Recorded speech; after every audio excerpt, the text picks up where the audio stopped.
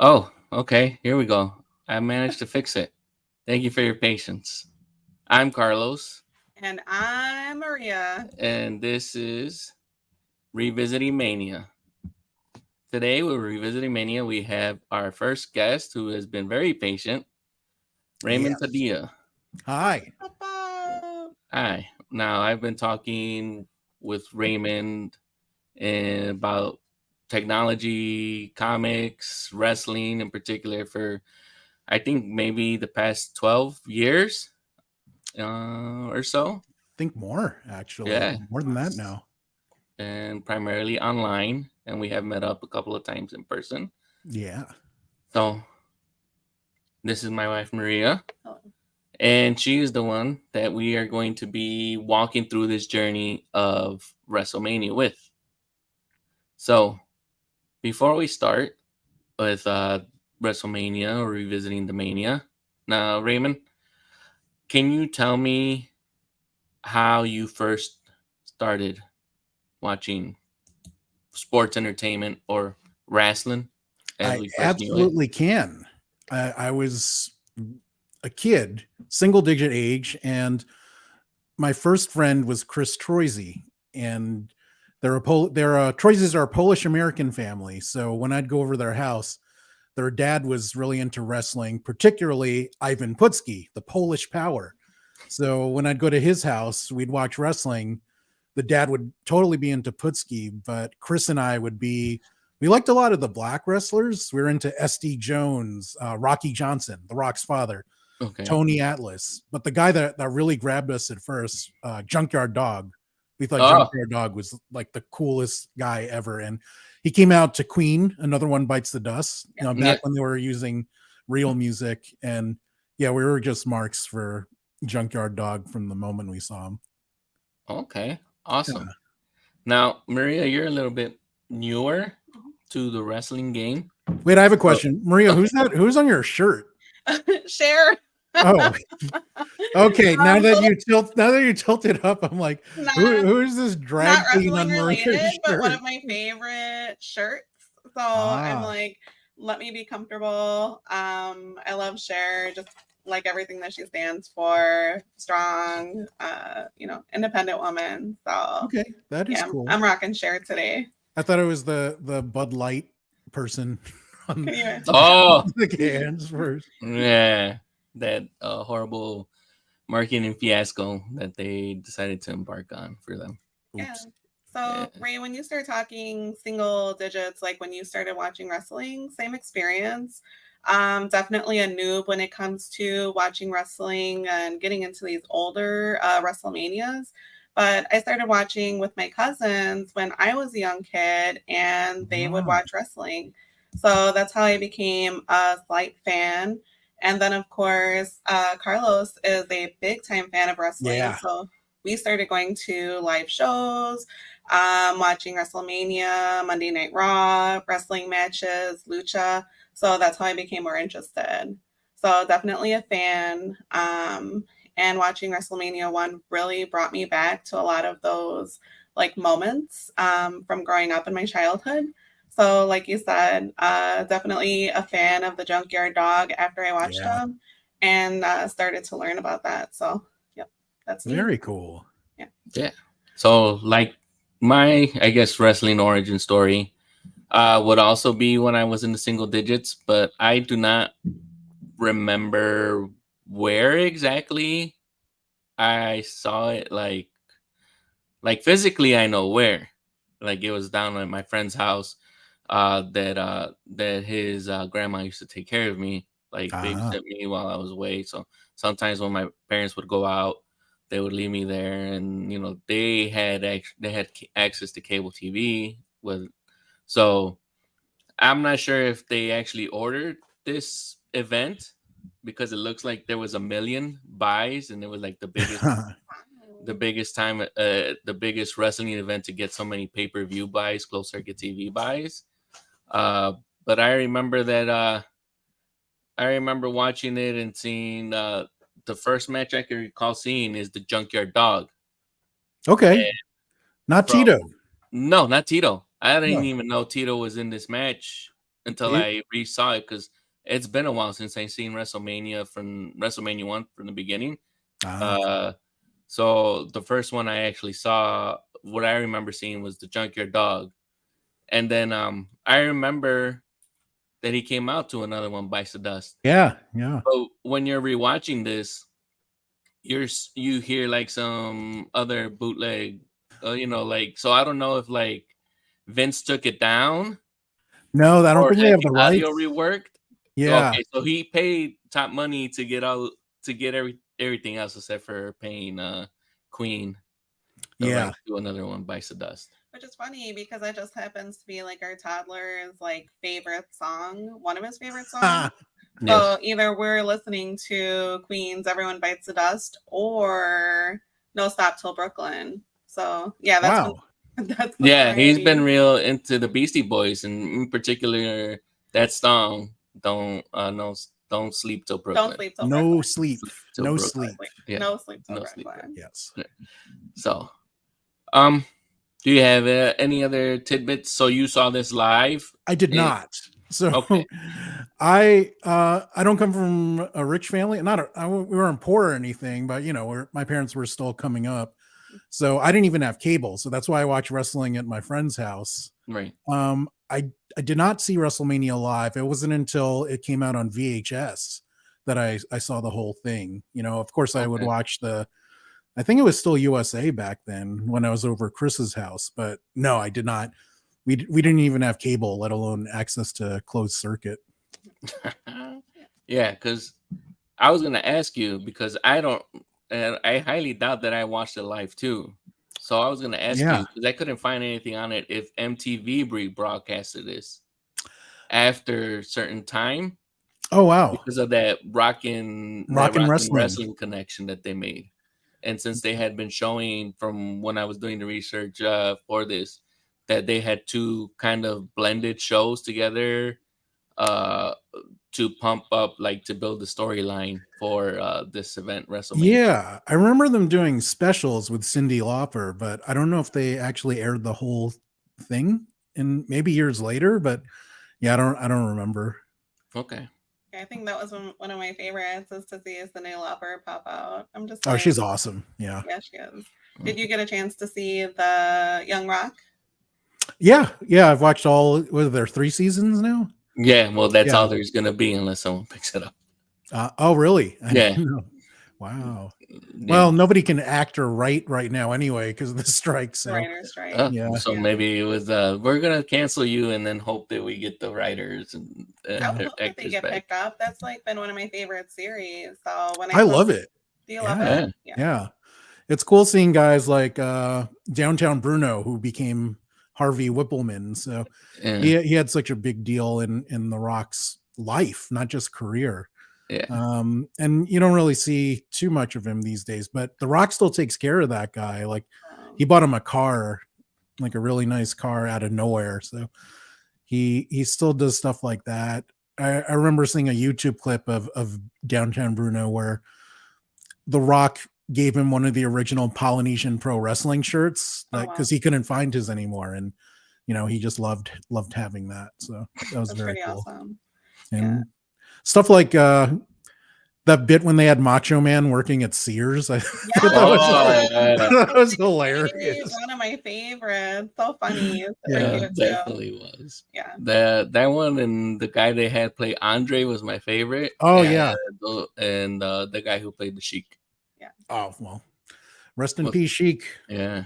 And we'll get to him in a little bit. So, if you are ready, and ready to rock, we can get started with this not really in-depth breakdown as far as technical breakdowns go. We're just gonna go ahead and go move it nice and slow and give us our thoughts and see why this was the one event that pretty much launched not only wrestling onto the mainstream, but also help Vince take over. Wow. Yeah. So the first match we have, well, let's pass that out. But normally we have like great artists, like music recording artists or somebody that can sing, do the Right. national anthem. Whether I guess maybe Vince ran out of like budget or something like that, or so he decided to put Mean Gene Okerlund out there to sing the national anthem. Eh, Not exactly the best singer.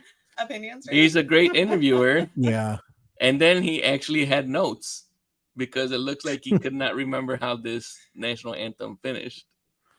I wonder if Vince had a cancellation or something. That's a possibility. Yeah. I guess that could, yeah. But why wouldn't you get Cyndi to do it? Oh, that's true too. But I don't know how much they were paying her or how much she's involved. If she wanted a bit more to do that. I guess so. That could be, yeah. Well, what year did Aretha Franklin do like WrestleMania 3 or something? I Where think she it sang is 3 Yeah.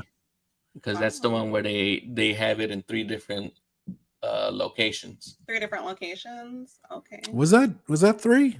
I thought it 3 was was 3. 3 was I want to say it was Detroit. I could Yeah, be wrong, that's though. what they had: New York, Detroit, and Chicago, or something like that. Wasn't it? Wow. I don't even remember. Well, let's get back to 1. Yes. I'll worry about that later. Yeah. Raymond. You worry about getting this one.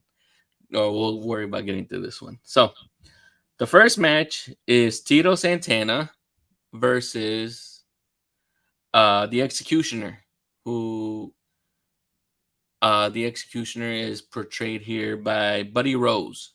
That's Now, right. I do not have any idea who Buddy Rose is.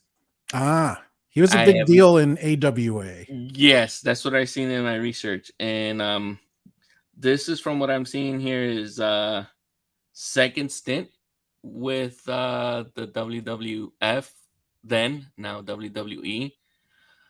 So at this point, the only thing I can tell you is from my thing when I first saw this right now from this match, because I don't remember ever recall seeing it when I did initially see WrestleMania, is why is this guy wearing a bootleg Deadpool / Spider-Man mask?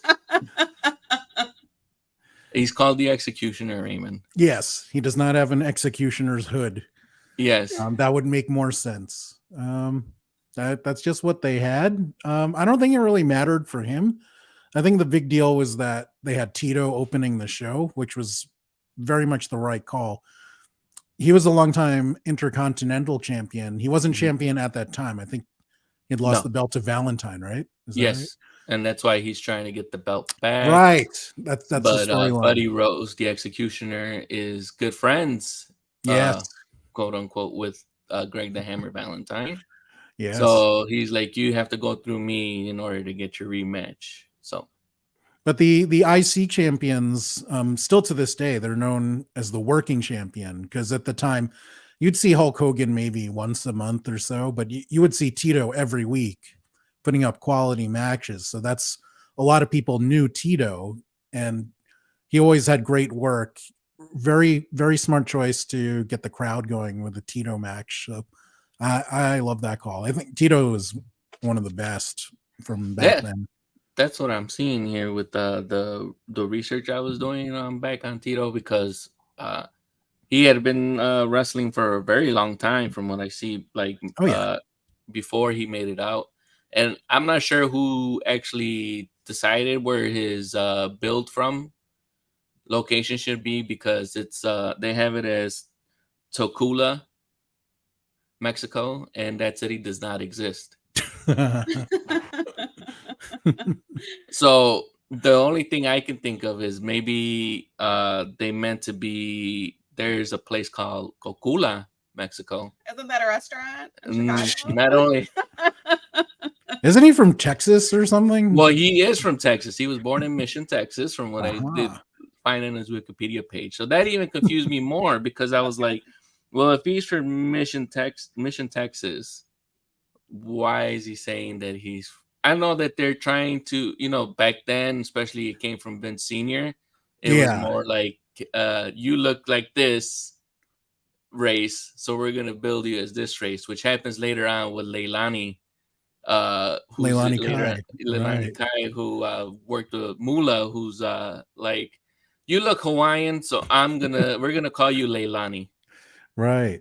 And plus And they needed to push the ethnic boundaries, partially because Heenan would just goof on everyone. And some of the things he said about Tito on commentary, you cannot say at a TV show today. So well, the majority of whatever Gorilla Monsoon was saying, you couldn't say today, really, because huh? you did not notice that he kept saying he was Pearl Harbored. He just Pearl Harbored him. Yeah, that's true. I mean, but that's still very mild compared to what Heenan would say. Like, I'll give an example, and it's messed up, and I'm quoting, so this is not me, people. So I'm gonna say Ray. he would be like, Monsoon, Tito's in the Guinness Book of World Records. He's like, why is that, Brain? He picked the most heads of lettuce in an hour. And he would say stuff like that. And you What? cannot say that No, today. you don't. But there I are guess. even dumb things that I thought were true because of wrestling Yeah. commentary. I thought that, Pacific Islanders had more calcium deposits in their skulls because wrestling taught me that. That's why they were good at headbutting people. Wow. So Maria, Yes. when you first saw Tito Santana versus the Executioner come out, Okay. like normally when you go to a wrestling event, if you've never seen anybody before, you usually get the people saying, I'm rooting for you, I'm rooting for him, as soon as they came out. Now, when you've seen these guys come out, who was the first guy that caught your attention? Well, I was rooting for Tito Santana. So Okay. that was my hoping he wins. But also, I really noted that the match was pretty short. Yeah. I think it was like 5 to 7 minutes. Yes. And some of these matches are super long. So I was telling Carlos, I'm like, why can't we get matches like this today? Because some of them are like super, super long. I thought it was a good match. I thought he had a lot of good moves. And I was definitely rooting for him. Okay. Raymond, do you have anything? Because I wasn't able to find why this match was billed as was booked and to be any 5 or 6 minutes match. I do see that like it looks like maybe Tito's frustrated that Buddy Rose, it looks like he might not be selling, or he's kind of like maybe the term sandbagging a couple of times, and maybe that's why they just get frustrated and call the end to the match from there. But it's hard because the microphones weren't as good as they are today, so you can't really hear when they're making those calls inside the match or the refs telling Right. them. Yeah, I just don't think they clicked. Even though they were both old hands at that point. Some people just don't work well together.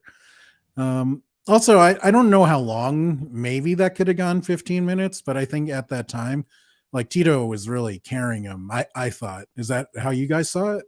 Oh yeah, I definitely saw that Tito was the workhorse and ring in general of this match.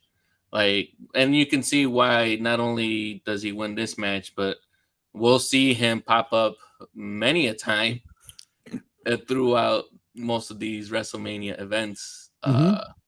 So he ended up winning that match, right? Yes, so he ends up winning. Ended that up match. with like I'm not sure what the term is, but like a flying forearm to the Executioner, and that was it. Yes. I don't think did he? I thought he won with the figure 4. He put the it was a setup. It was like a 2-step type of thing. He does the flying forearm. It falls near the ropes, the super elastic ropes that Vince has here at this moment. And then Buddy Rose gets up, and then that's when he puts him in the figure 4. Do they? Because they used to call his move the flying burrito. The flying. Did they say that? That does not happen until Bobby Heenan takes over as color commentator.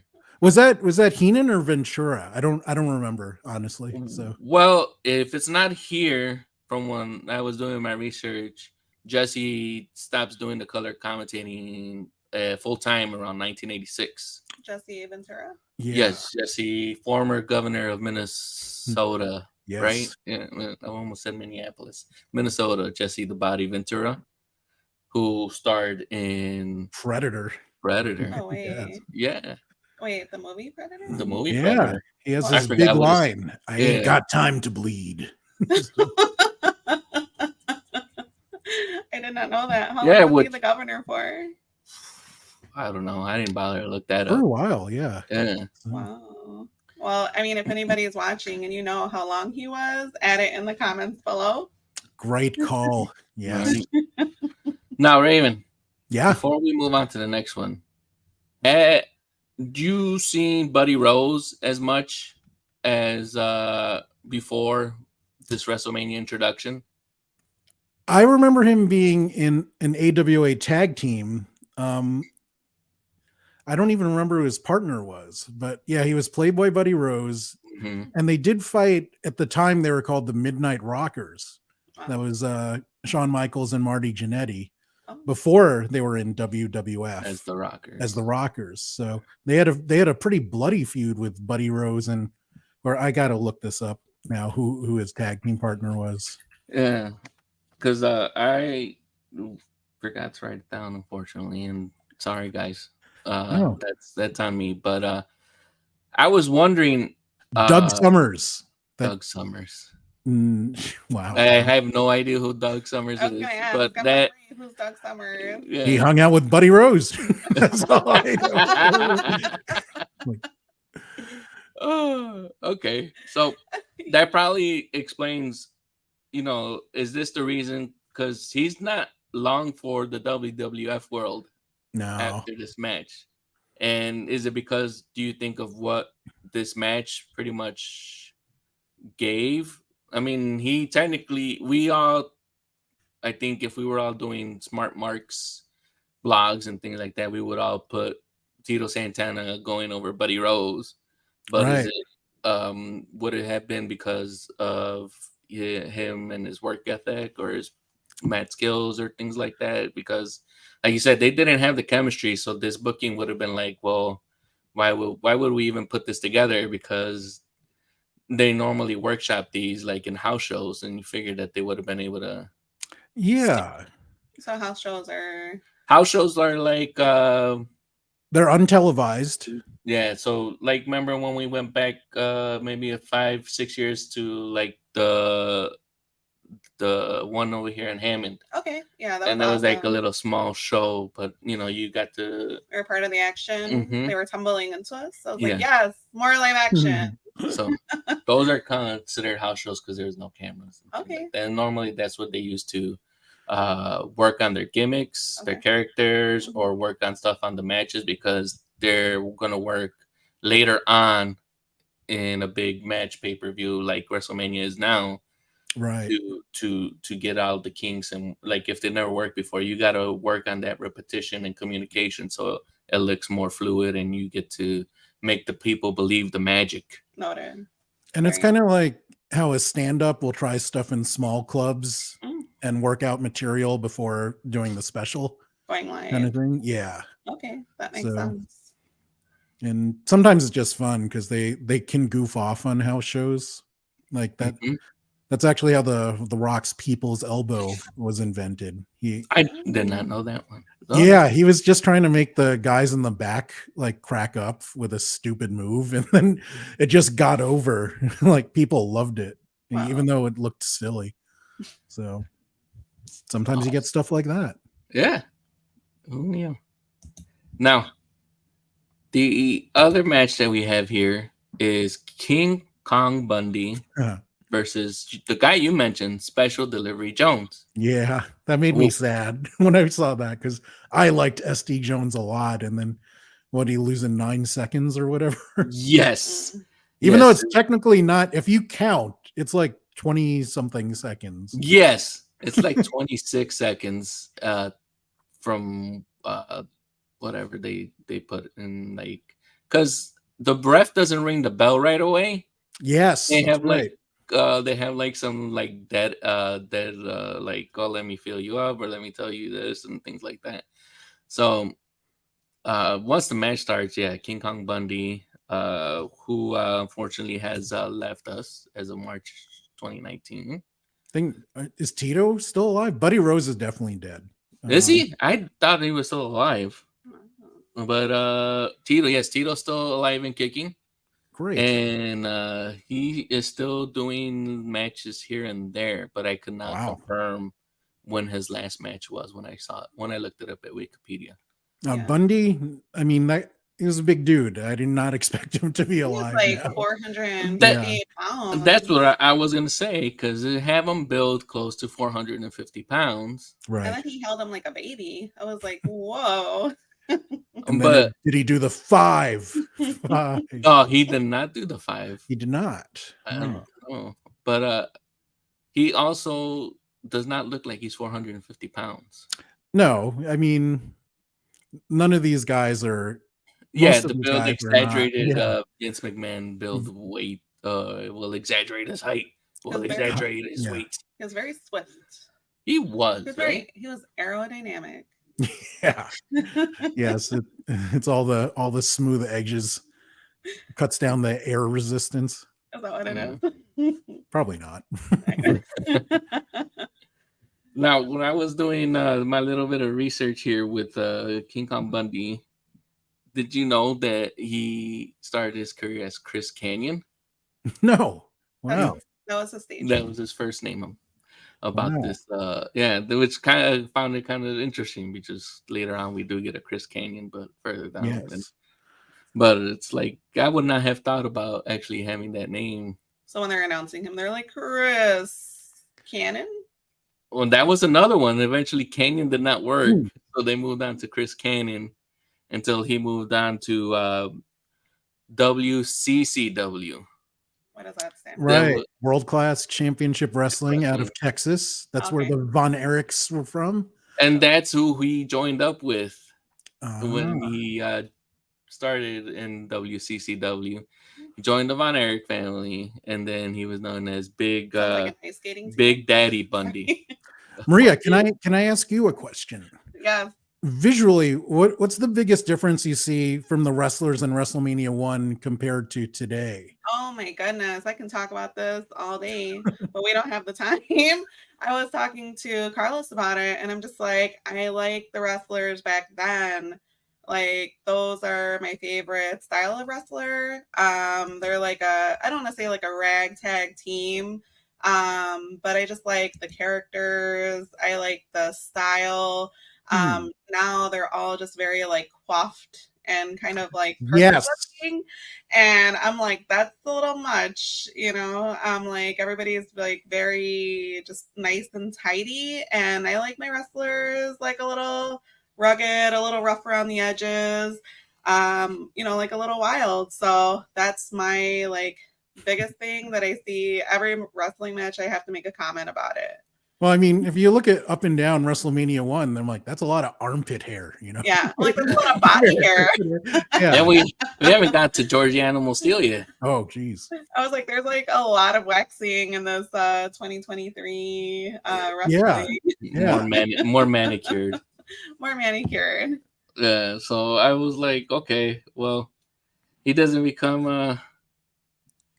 I guess, a big name as King Kong Bundy until he turns heel.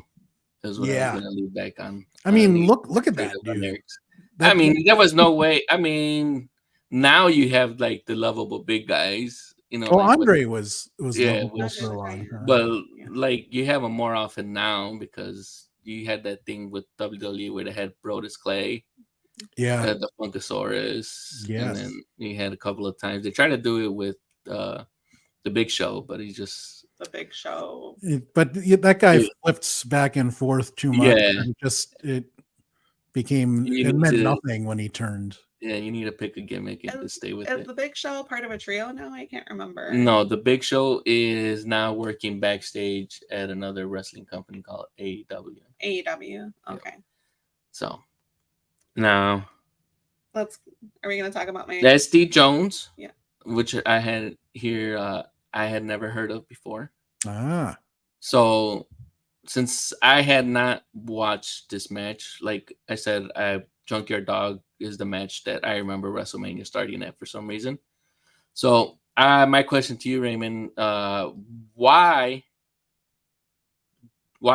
isn't SD Jones, since we mentioned the Young Rock, ever mentioned or featured or brought up during any of the Young Rock episodes. Good question. Is it because he inducted Rocky Johnson's, I guess, maybe frenemy, Tony Atlas, into the Hall of Fame, you think? I don't know. I mean, he was involved with the company for a while, but I mean, he never got too famous, not as much as Tony Atlas or Rocky Johnson. He is always that guy, and we don't have too many of these guys now that they call good hands. Nate. That's a good one. Thank you. So you have guys like what's Marina's husband's name again? Marina Roddy. Roderick Strong. So that's the kind of wrestler SD Jones was. You know, you can put him in with anyone and he'd have at the worst, he'd have a good match. He could work guys with multiple styles, but he was never going to be a star. So that's kind of how Roderick Strong's career ended up. Who I think Roddy's fantastic. I am a fan of Roderick Strong. Yeah. Yeah. I think she's just a fan of his name. I don't think she remembers who Roderick Strong is. Rod. Shall we wager a bet? Yeah. We'll have to look up a picture later, and then we'll have to update this here. So that sounds like a porn actor name. He's really Rod Strong. Right. I mean, also it would be an excellent porn actor's name. Okay, so I guess Nate, who will actually be our next guest for the WrestleMania 2 that we're going to be doing after this one in about a week or so, also remembers SD Jones. So, Ray, please enlighten me with some information that I may not have known. Do you even know what SD stands for? Well, they broke it down for me thanks to, I think it was Lord Alfred Hayes or Mean Gene that actually said that the SD stands for special delivery. That's right. I'm going to give you a special delivery. But Sorry. Since you've watched them more, do you have like any other notable matches besides this one? Because I don't think we see him again in a WrestleMania match. Yeah, he's the guy. He doesn't really have notable matches. He's great if you want to put someone over. He's a good worker, but he himself, he didn't have the promo skills or out of the ring personality. Like he could work, but they never had a good character for him, and his promos weren't great. So that's why he couldn't get to that next level of stardom. I mean, yeah. Okay. So I mean that does definitely make sense because there's not a lot of he's Roderick Strong. Yeah, like you said, Roderick Strong. So there's not like a lot of wrestlers, that Vince would have been putting on the forefront unless they could actually cut their own promos or vignettes or put over a crowd.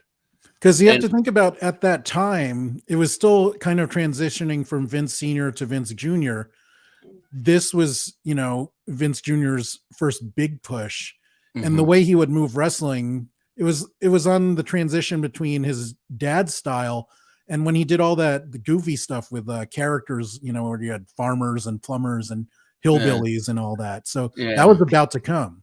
I'm glad that you talk about that because I didn't realize that his father actually created the original. Yes. I had mentioned it to her that Vince Sr. had created the first iteration, which was WWW. That's right. So was it the Worldwide Wrestling Federation? Exactly. And then Vince Sr. sold it to Vince Jr. in 1982. Yeah, I was like, there was a Vince before Vince? Yeah. Like, tell me more. And I guess that's where the Vince line will end with Vincent Kennedy. Oh, yeah, that's true. Because we have a Shane and then we have a Stephanie. Oh, yeah. No, you don't know how many illegitimate children Vince has. Probably has like a good 4 or 5 out there. Is he gonna be like the Elvis will, where there'll be like a little addendum to? We're like, join us for the next episode while we tally. Just joking. He's gonna be their Gendry. Gendert. Shout out to Caleb if he's watching. Well, I mean, hearing Lord Alfred Hayes, he actually reminded me from I'm dating myself. But the guy from Lifestyle of the Rich and Famous. Robin Leach. Yes. I was like, wait a minute. I'm like, not same though. I just remember Lord Alfred's promos. They'd be like Schweppevessence, whatever stuff he was like, they have to plug. Oh my god. Oh, Cody Wild Musk. Remember that.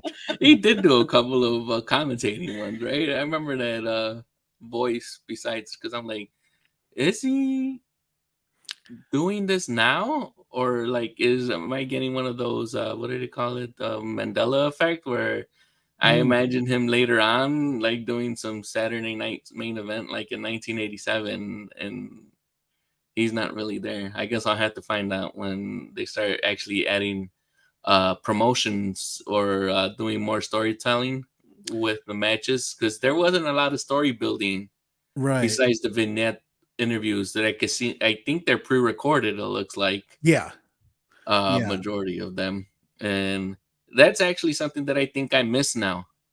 What part? Because now we've gone to having the videos, and they do like the little recaps for like the new people. Like if Maria was coming and joining the newer pay-per-views or PLEs, the premium live events that Vince likes to call them, to give you a little recap. Yeah. So you know what's happening and who to root for. Now for this one, Maria, between King Kong Bundy and Special Delivery Jones, who were you rooting for? Special Delivery Jones. Was it the underdog thing, or did you just not? I'm usually rooting for the underdog. Okay. All right. Well, with this one, we think we've kicked the tire or gone long enough, and we can move on to the third match. Yeah, we talked about the 9-second match for for like 15 minutes, I think. So, and this next match is Ricky Steamboat versus Matt Borne. Oh, yes. Like the Borne Identity? I think he it's did spelled spell differently. Did he? No, it's spelled Bourne. You're right. Borne. Like Baby Bajorn? No. No, not a Baby Very Bjorn, different. Bjorn. Hey, Bajorns are from Star Trek, lady. No. What? Are they? I don't know. I don't watch Star Trek. My family used to. Yeah. The So, original? Yeah. So Maniac Matt Borne would go on to become Doink the Clown, if I'm not mistaken. Yes, he would. Right? That's his wrestling name? That's later on. We'll see him in a WrestleMania later on. What a transition. What? Well, yeah, you, especially you, since you have a little bit of a phobia with clowns. Yeah. Do you? I just gave everybody their kryptonite out. Everybody, I'm sorry. It's like I'm gonna hire a clown when we meet up in New York. I'm gonna have a clown with me the whole time. You better not. Like, this is Jim. I'm not even gonna say he's a clown. Just like that's Jim. He's hanging out with us. He starts blowing up balloon animals. Right. What are you doing? With this one, this match goes around 4.5 minutes. Okay. Yeah. Ricky Again, Steamboat no star power on one side, and Ricky Steamboat, who's one of the best ever. Right. And then he went on to have one of the best WrestleMania matches 2 years later that people still talk about today. With the Macho Man, which we still haven't seen. Sounds incredible. Can't wait to watch it. You gotta keep staying tuned to us to hear that, break that down, because I am a big Macho Man fan. Yeah. And I can't wait to actually get more into the history and looking up the little biographies that I've been doing here during these revisits. Now, Ricky Steamboat, would you believe it or not, had his last match last year on November 27th. After Thanksgiving? Yes, it was after Thanksgiving. It was the Black Friday match. Wow. That's a racist.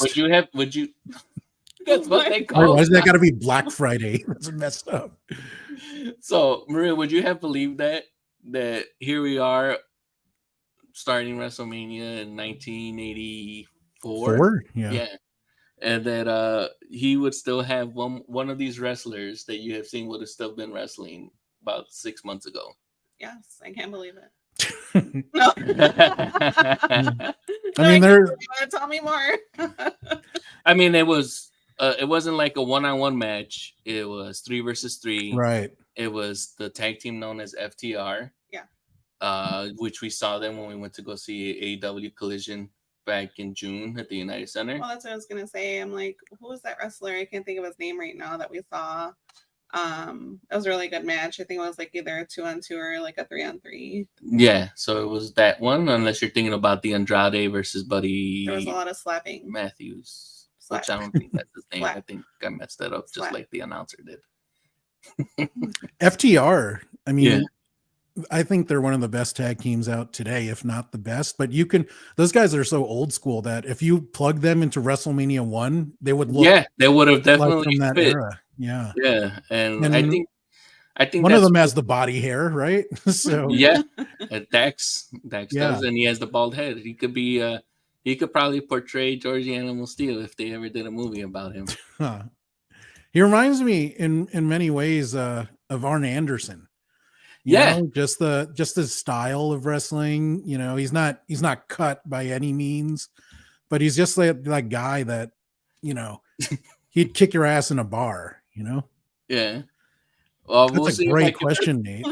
Well, I do have tabs on my notes about that, so I'll go ahead and tally up the score for you, Nate. You should make a segment called Dead or Alive. And then- Oh my yeah. God. Very bad news. That would be like a lightning round for Maria to take a guess on. Definitely. With so many dead Yeah. wrestlers, you know, that wrestlers that die young. I like Yes. the fishes ready.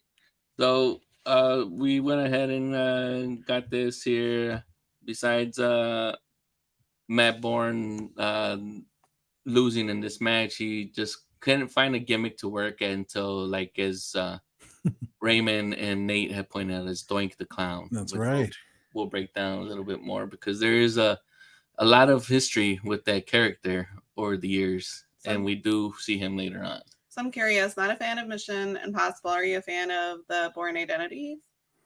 Yeah, I like that a bit more.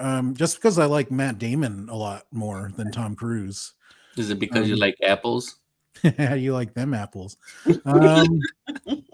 You know, it's funny. I was watching a YouTube feature on Robin Williams, and of course Oh man, that came up. So I Robin was- Williams. I didn't know the line at the end was improv, where he goes, "Son of a bitch, he stole my line." You know. Oh, I didn't know that either. Wow. yeah. So, and apparently when he said that, like Matt Damon is holding like Gus Van Sant jumping up and down. It's like that's it, that's the one.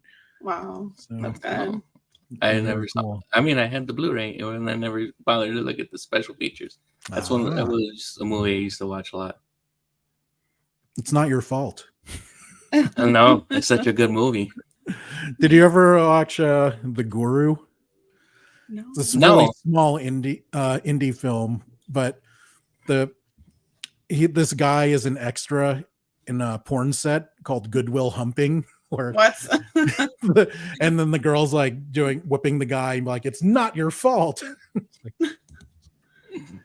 It's a cute movie. If It's you a cute watch movie. I almost confused it with that bomb, the Oh, Love Guru. Yeah, That's what I not thought you were Michael talking Yeah, Myers. I was Wait, like, is that the really? one? And I'm like, no, that one's the Love Guru. But So the lead in this is an Indian American actor, but the supporting cast is pretty good. You got Heather Graham, Marissa Tomei. I like this movie a lot. that's so funny because Someone isn't that's a Heather fan of Graham in the Love Guru? You're right. She was. She She's likes just her obsessed with gurus. gurus. She likes her gurus. So, moving on to our next match, we have David Sammartino, Oh, son of Bruno Sammartino, That was a good match. and versus Brutus Beefcake before the barber right. gimmick starts with Right. Johnny Valiant. This match goes on for about 12 or 13 minutes. Mhm. And Maria, who, when you first saw them coming out, this is the guy I'm rooting for? Brutus, Beefcake, a man of not very many words. You mean, yeah, that's true because his gimmick was based on him being a male adult entertainer. Was that originally? And Yeah, that's why it's called Beefcake. Yeah. right. And Oh, so Valiant was his mouthpiece at the time. Yes, because as we all know, as his career progresses, he is not a very great talker. No, but I mean, this is a match between basically two Nepo babies, like before Yeah. Nepo babies were a thing. Wait, And I then did again- not see that. That Beefcake also come from. Well, Third no, but he's Hogan's boy. So Oh yes, yes, Yeah. yes. That's what I was gonna get to because he did debut and was attached with Hulk Hogan before, known as Terry Bollea, but they did not like that last name, so they had originally billed them as Terry Boulder. Terry Boulder. Exactly. okay. They were known Terry as the Boulder. Boulder brothers. And they actually sold that gimmick so good that people actually believed that they were brothers. Mhm. That's a very bold move. Ah.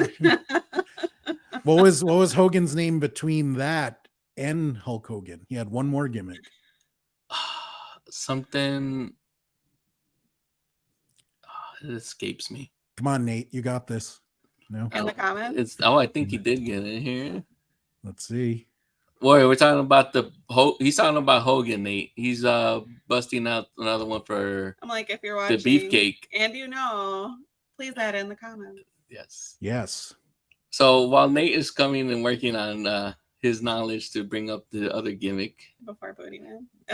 that's the one for That's for Beefcake. Beefcake because eventually when he joins WCW, He had a ton of gimmicks there. yeah, he was known as he had this one gimmick where he would point to his booty and he would be watching his booty as he walks down the aisle, and he was known as the Booty Man. You have to see that one. We'll look that up later. So, but then later on, they put a horn in his head and call him the Zodiac. Wow, yeah, that sounds pretty bad. He had like a single unicorn.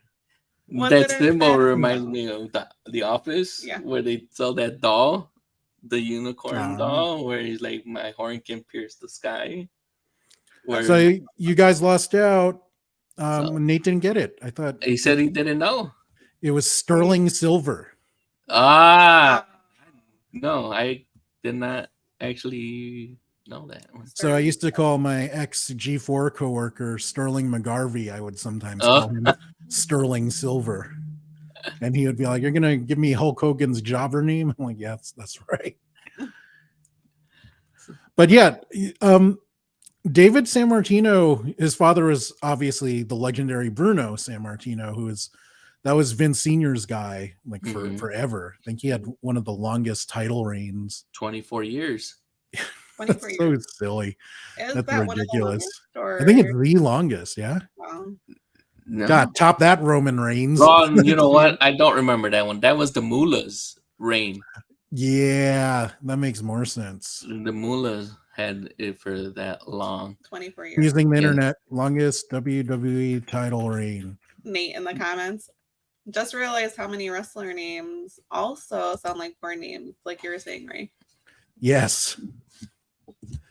So Bruno is 2,803 days. Someone did the math. Wow. No one told me there'd be math on this podcast. Let me get my abacus.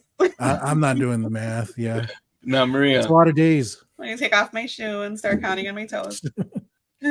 Knowing that David Sammartino is a Nepo baby and Brutus Beefcake is the friend of Hulk Hogan. Before that, who did you actually have winning? I think I was rooting for Brutus the Beefcake. Okay, Brutus. Now, was there anything in particular besides his physique and his good looks on why you chose the Beefcake? I think that match didn't get exciting until their dads entered. Right. Bruno's dad, David's dad, and then you had Johnny Valiant as the valet or manager. So yeah, it took a little bit. I was like, boring. Also to note that people were chanting boring back then. I was like, I've heard it when we've gone to wrestling matches, but just to hear that, like, what'd you say, 1984? I'm like, okay. Nice. I was like, the tradition continues. So you had any idea why they would let this match go around 12 12, 13 minutes before we get like a no contest, no decision interference. Yeah, we Yeah. got a double disqualification. Because it seemed like they would have been trying to get Bruno back in the ring and try to make this like some type of father and son tag, which is funny because looking through the Wikipedia on David's page, he did not want to follow, or Bruno did not want him to follow in his father's footsteps. I think that's like most wrestlers don't want their kids doing this. But yeah, Is it because of before back then, it was more of a tougher way of them to earn an income and yeah, the lifestyle, like they're on the road so much more. They're still on the road a lot now, but it's much more forgiving, the schedule. So it's hard on families. That's why, like The Rock had a problem with his dad, being on the road and doing road stuff, or as they call it, the ring road rats. life. Yeah. Ric Flair was a horrible dad as well, so all these good wrestlers were just bad dads because of lifestyle. So they didn't want their children to live that way. Wow. Even today's guys like Rikishi didn't want the Usos to be wrestlers. But they explain they have much more time for families now because they can fly and only have to work 3 days a week instead of being on the road for more than 300 days a year. So, which I will say, just to get off on a tangent, is that the Usos are some of my favorite wrestlers. Yeah, and they have been for some time when they were good guys, and now that they're bad guys. No, they're still now they're faces again. They're faces again. Yeah. Yeah, so. They're good. I mean, it just wigs me out that I'm like, damn, I used to watch your dad wrestle. Yeah. Enjoy it. And you guys have kids and you're adults, and it's so weird. That is. Yeah. It's just that's why I was like, I want to go down this road down memory lane because you and I have been watching this for so long, and Maria's. I thought this was part of your master plan to bring back armpit hair and make it cool. No. Bring back body hair. Yeah. So the next match why didn't they go? I forgot that. Why didn't you think that they would have had Bruno tag with his son then? Or what happened that like Bruno did not want to go? Because I don't think he wanted to tarnish the image, people, because you have to understand how big this guy was, especially like in New York, in that area. Like this guy was a wrestling god before JBL was a wrestling, not really a wrestling god. JBL. I know how big he is because when I was talking to Nate the other day, he actually thought Bruno was still alive. So and I had to break the news to him that he was not, and he's like, holy, I can't believe that I did not remember that he had passed away. Well, how old would he be now? Like 107? Like, I mean, he was old at WrestleMania 1. Yeah. So come on, Nate. Logic there. But yeah, they're really trying to push David hard because they wanted the name. Yeah. So but it's just funny that they didn't do it because Bruno does have a run. He has like another wrestling stint for like 3 or 4 years. Okay. So that's the only reason why I had thought it was odd that he had not. What do you think of that match? Like, I don't remember David ever being very good. No, he was not very good. Was a good worker for a long time, pretty much until he broke his face. So, wow. I don't know if Maria knows. So I was gonna bring that up. He had a parasailing accident and he shattered like almost all of the bones in his face. Wow. Which is why later on when he wrestled, he'd always have like a big beard to cover, or a mask to cover how messed up his face got. Wow, he was still able to wrestle after that happened? Yeah, well, there was this one stint after he comes back in 91 or 92 where there's a masked man interrupting matches just randomly.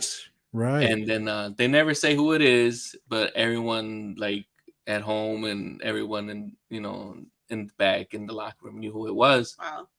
And they did not want to have matches with him. Why? Because they were afraid that they might cause further damage to him. But Beefcake had bills to pay, medical things to pay for, so he wanted to keep working.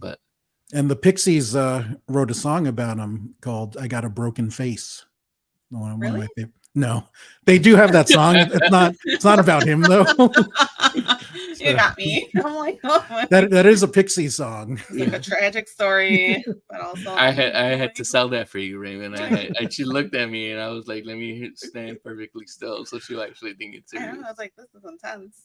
I'm like, oh, That'd be cool. I'm gonna keep telling people that. Yeah, it's about this wrestler that broke his face parasailing. they were like, that's amazing. So the next match we have is one of Raymond's favorite wrestlers too, and mine growing up, but maybe more Raymond because he got to see him a little bit more than I did. The Junkyard Dog versus Greg the Hammer Valentine, which is for the Intercontinental Championship. Now, Maria, you saw the Junkyard Dog. I did. And the Hammer being interviewed by Mean Gene. Knowing that going in, is there one that particularly stood out? I think you might know it was the Hammer. And I'm like, how do I get a robe like the Hammer? He had great robes. He had great hair. I thought his hair did, was right? Yeah. I was like, how was he not the nature boy? His body, he kind of looked like he got like squished down. Like I was like, also, where can we get pants that say thump on the back of them? Eventually, he gets the Valentine or the Hammer on them, right? I think, if I remember correctly. I don't remember. I always thought he had plain trunks. I think so. We'll find out later. We will, because he will show up again. So with this match goes 6 minutes. And it's a schmaz, right? It was a double. Yes.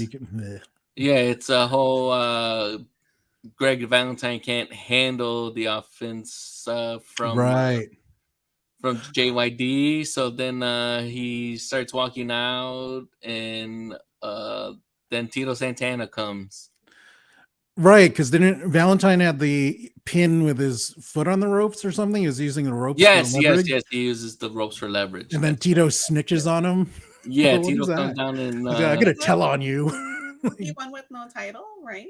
Yes, he ends up winning because the referee restarts the match thanks to the information brought into him by Tito Santana. Tito's a snitch. That made me super upset. And then Greg the Valentine refuses to get back into the ring, right. And that's how he loses by count out. Yeah, I had to ask. I'm like, what's happening right now? So, and then she's like, he won. And I was like, no, titles did not change, which Gorilla Monsoon has to reiterate after.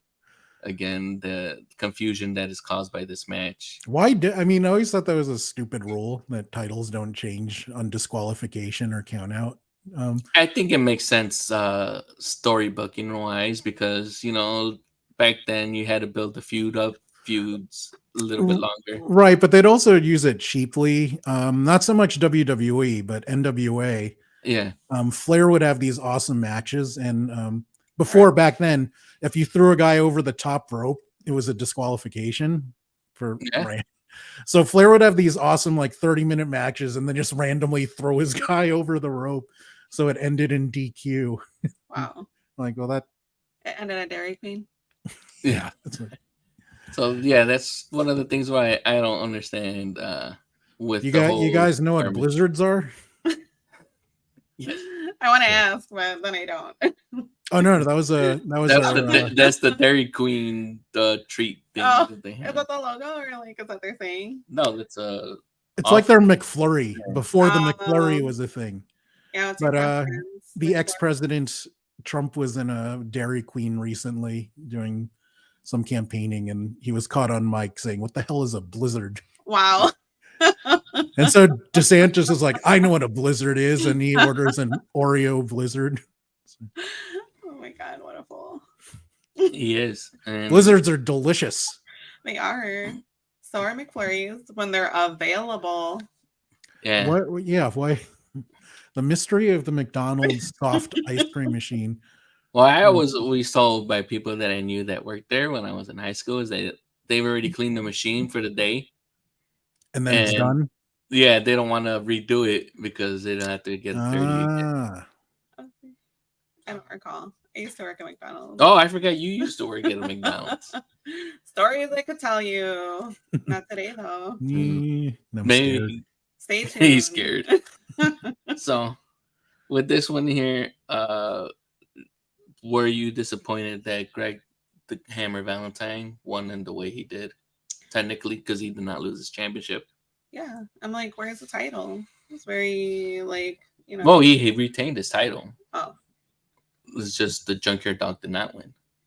Well, what do you think about it? Do you think the Junkyard Dog should have? Well, I think it was the whole, if we want to look at it technically speaking, like story-wise, is that they did not want the Hammer to lose the belt to the Junkyard Dog, and they were building for Tito Santana to win it off of him because he was the one technically chasing the belt. So that is the storyline, yes, of why it happened. But JYD, Vince Jr. was never big on JYD, which seems bizarre to me because that guy was so over with the crowd, especially younger kids.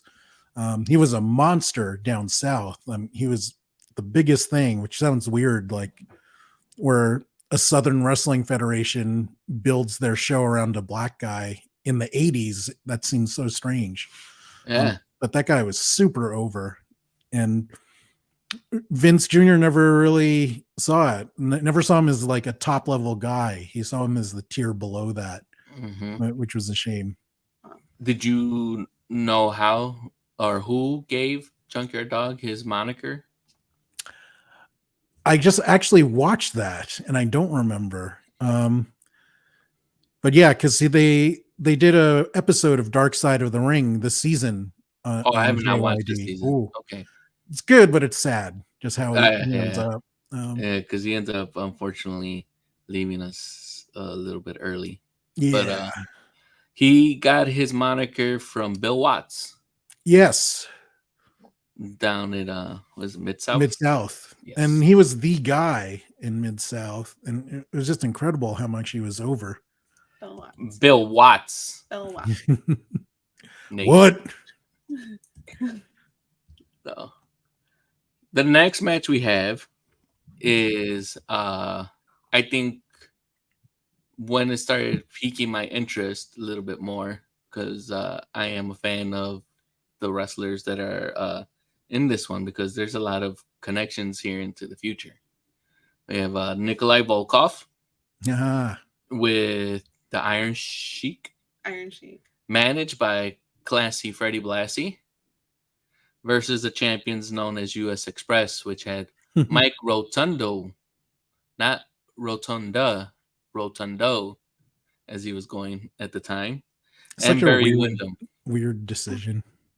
They changed one letter of his name. Like, no. Rotunda's not going to work. And Vince was like, I've got it. You're Mike Rotundo. What? Do you think that was a Vince or a Vince hang up, or do you think that was more on Rotundo, Mike? I don't know. I will assume all dumb decisions are Vince decisions, although that's more now than back then because he was a visionary. Let's be honest. Oh yeah, we wouldn't be here talking about anything sports entertainment wise if it wasn't for this gamble that Vince took. Yeah, he's just old and out of touch now, and for the last 10 years. Wow. So the reason why I say that this is not only like a match that pretty much touches everything. Oh, their progeny. Yeah. So. Well, besides the progeny, we had Classy Freddie Blassie in here, who ends up. Training or holding on, but training other. But Nikolai was actually one that actually trained in one of the Stu Hart dungeons at one time, and so did the Iron Sheik. Before they Nikolai was actually born in Yugoslavia and then eventually emigrated to Canada, where he got into wrestling. The Iron Sheik was born in Iran, and he was an Olympian. He was an Olympian during the 1968 Olympics in Mexico. One of his teammates gets killed. And he's like, I need to get out of here. So then he immigrates to the United States and then finds wrestling and then goes off to Stampede Wrestling, where he gets under the tutelage and training under the Heart Dungeon, which leads us to all the hearts that we have today. All right. Bret Hart, That's what I was going to ask. Owen Hart, and He's not with us Cindy today, Lauper Carlos. Neidhart. No, unfortunately, Like- he would have been like, I think 110 or something like that if he was still with us. But he had Jim the Nambo Neidhart, which is father of Natalia Yes. Neidhart. Wow. Sheik also trained in Minnesota and was part of that crowd with he trained with Flair. Yeah. Yeah. So all those Minnesota AWA wrestlers. It's weird how that connection's made, because you're like Stampede Wrestling and then you have AWA. Like, yeah. Well, it's so regional back then. And I kind of miss that. I like how AW kind of has that feel, but with better production values. mm-hmm. So, but yeah, I do miss it where, when you would say Texas wrestling, that was a thing, that was a style, it was all about Von Erichs. Minnesota wrestling. Yeah. Yeah. Every region pretty much had either a family or families that primarily composed of that particular region. So can you talk about the difference between these, like a Texan style versus like a Minnesota style? Yeah. I would say the Minnesota style was more technical because you had real trainers doing like Olympic level stuff. So that's why you got like the Ric Flairs out of it. Texas, was Fritz Von Erich's territory, and it was all about his sons. And they were more about the personality and showmanship. They were the first guys to use real songs as entrance music. So Kerry Von Erich, he was the modern day warrior. So he used Rush as his entrance music. The Fabulous Freebirds, they obviously had Freebird. But yeah, who did they have? Oh my God. Bruiser Brody. He had Led Zeppelin, Immigrant Song, as his entrance music. So they were the first guys to up the showmanship of wrestling. So instead of something that took place in a bingo hall where it looked like, all dusty and looked like there's sawdust on the floor, they started being better with lighting and music. So, and Vince took that to another level. He saw what those guys were doing, and then that's how we have WrestleMania. Wow. Florida was about, they did some weird storytelling in Florida, which was Dusty Rhodes booking. They had a guy named Kevin Sullivan. He would do all kinds of, this is back when people were afraid of Satanism, when they thought that was a thing. So they had Kevin Sullivan being like a satanic cult leader as his gimmick. So yeah, they did some weird stuff there. That was a lot of fun to watch. Wow. Oh, speaking since we went down this little thing about music. Yes. The thing that I was shocked until when we got into the Junkyard Dog match was there was no music for the wrestlers until we got to the Junkyard Dog. Was he the first guy He was the first guy in this pay-per-view match that actually had music before he came out to the ring. Nice. So I was like, I wonder why that happened, especially since it wasn't the Queen song. Right. Cost? I don't know. So with this match, it runs about 7 minutes because of interference by the cane being used from Classy Freddie Blassie. And then we have new tag team champions of the world, Nikolai Volkoff and the Iron Sheik. Now, Maria, who were you rooting for in this match? Are we doing a drum roll? Where are your sound effects? Iron Sheik. The Iron Sheik. Do we count Nikolai as theme music? No. They probably should have had him sing the national anthem instead of Mean Gene. Like he had some type of disguise, and then he changes into his Russian garb. He had time. What did you think of all four of these guys, Maria? Because I think all four of these guys could work, and that's why this is the match that really grabbed my attention, and I was kind of disappointed that it only ran for 7 minutes, and then it had such a it's not a cheap ending, but it had such a I guess deflating, because you would really like a real clean win instead of having some type of foreign object being used. But it makes sense. Foreign object. Racist. Foreign object.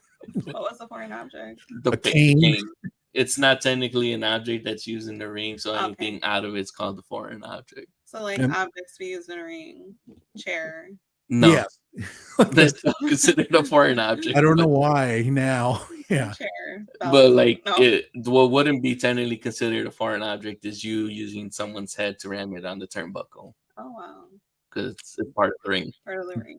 Brass knuckles. Yeah, brass knuckles.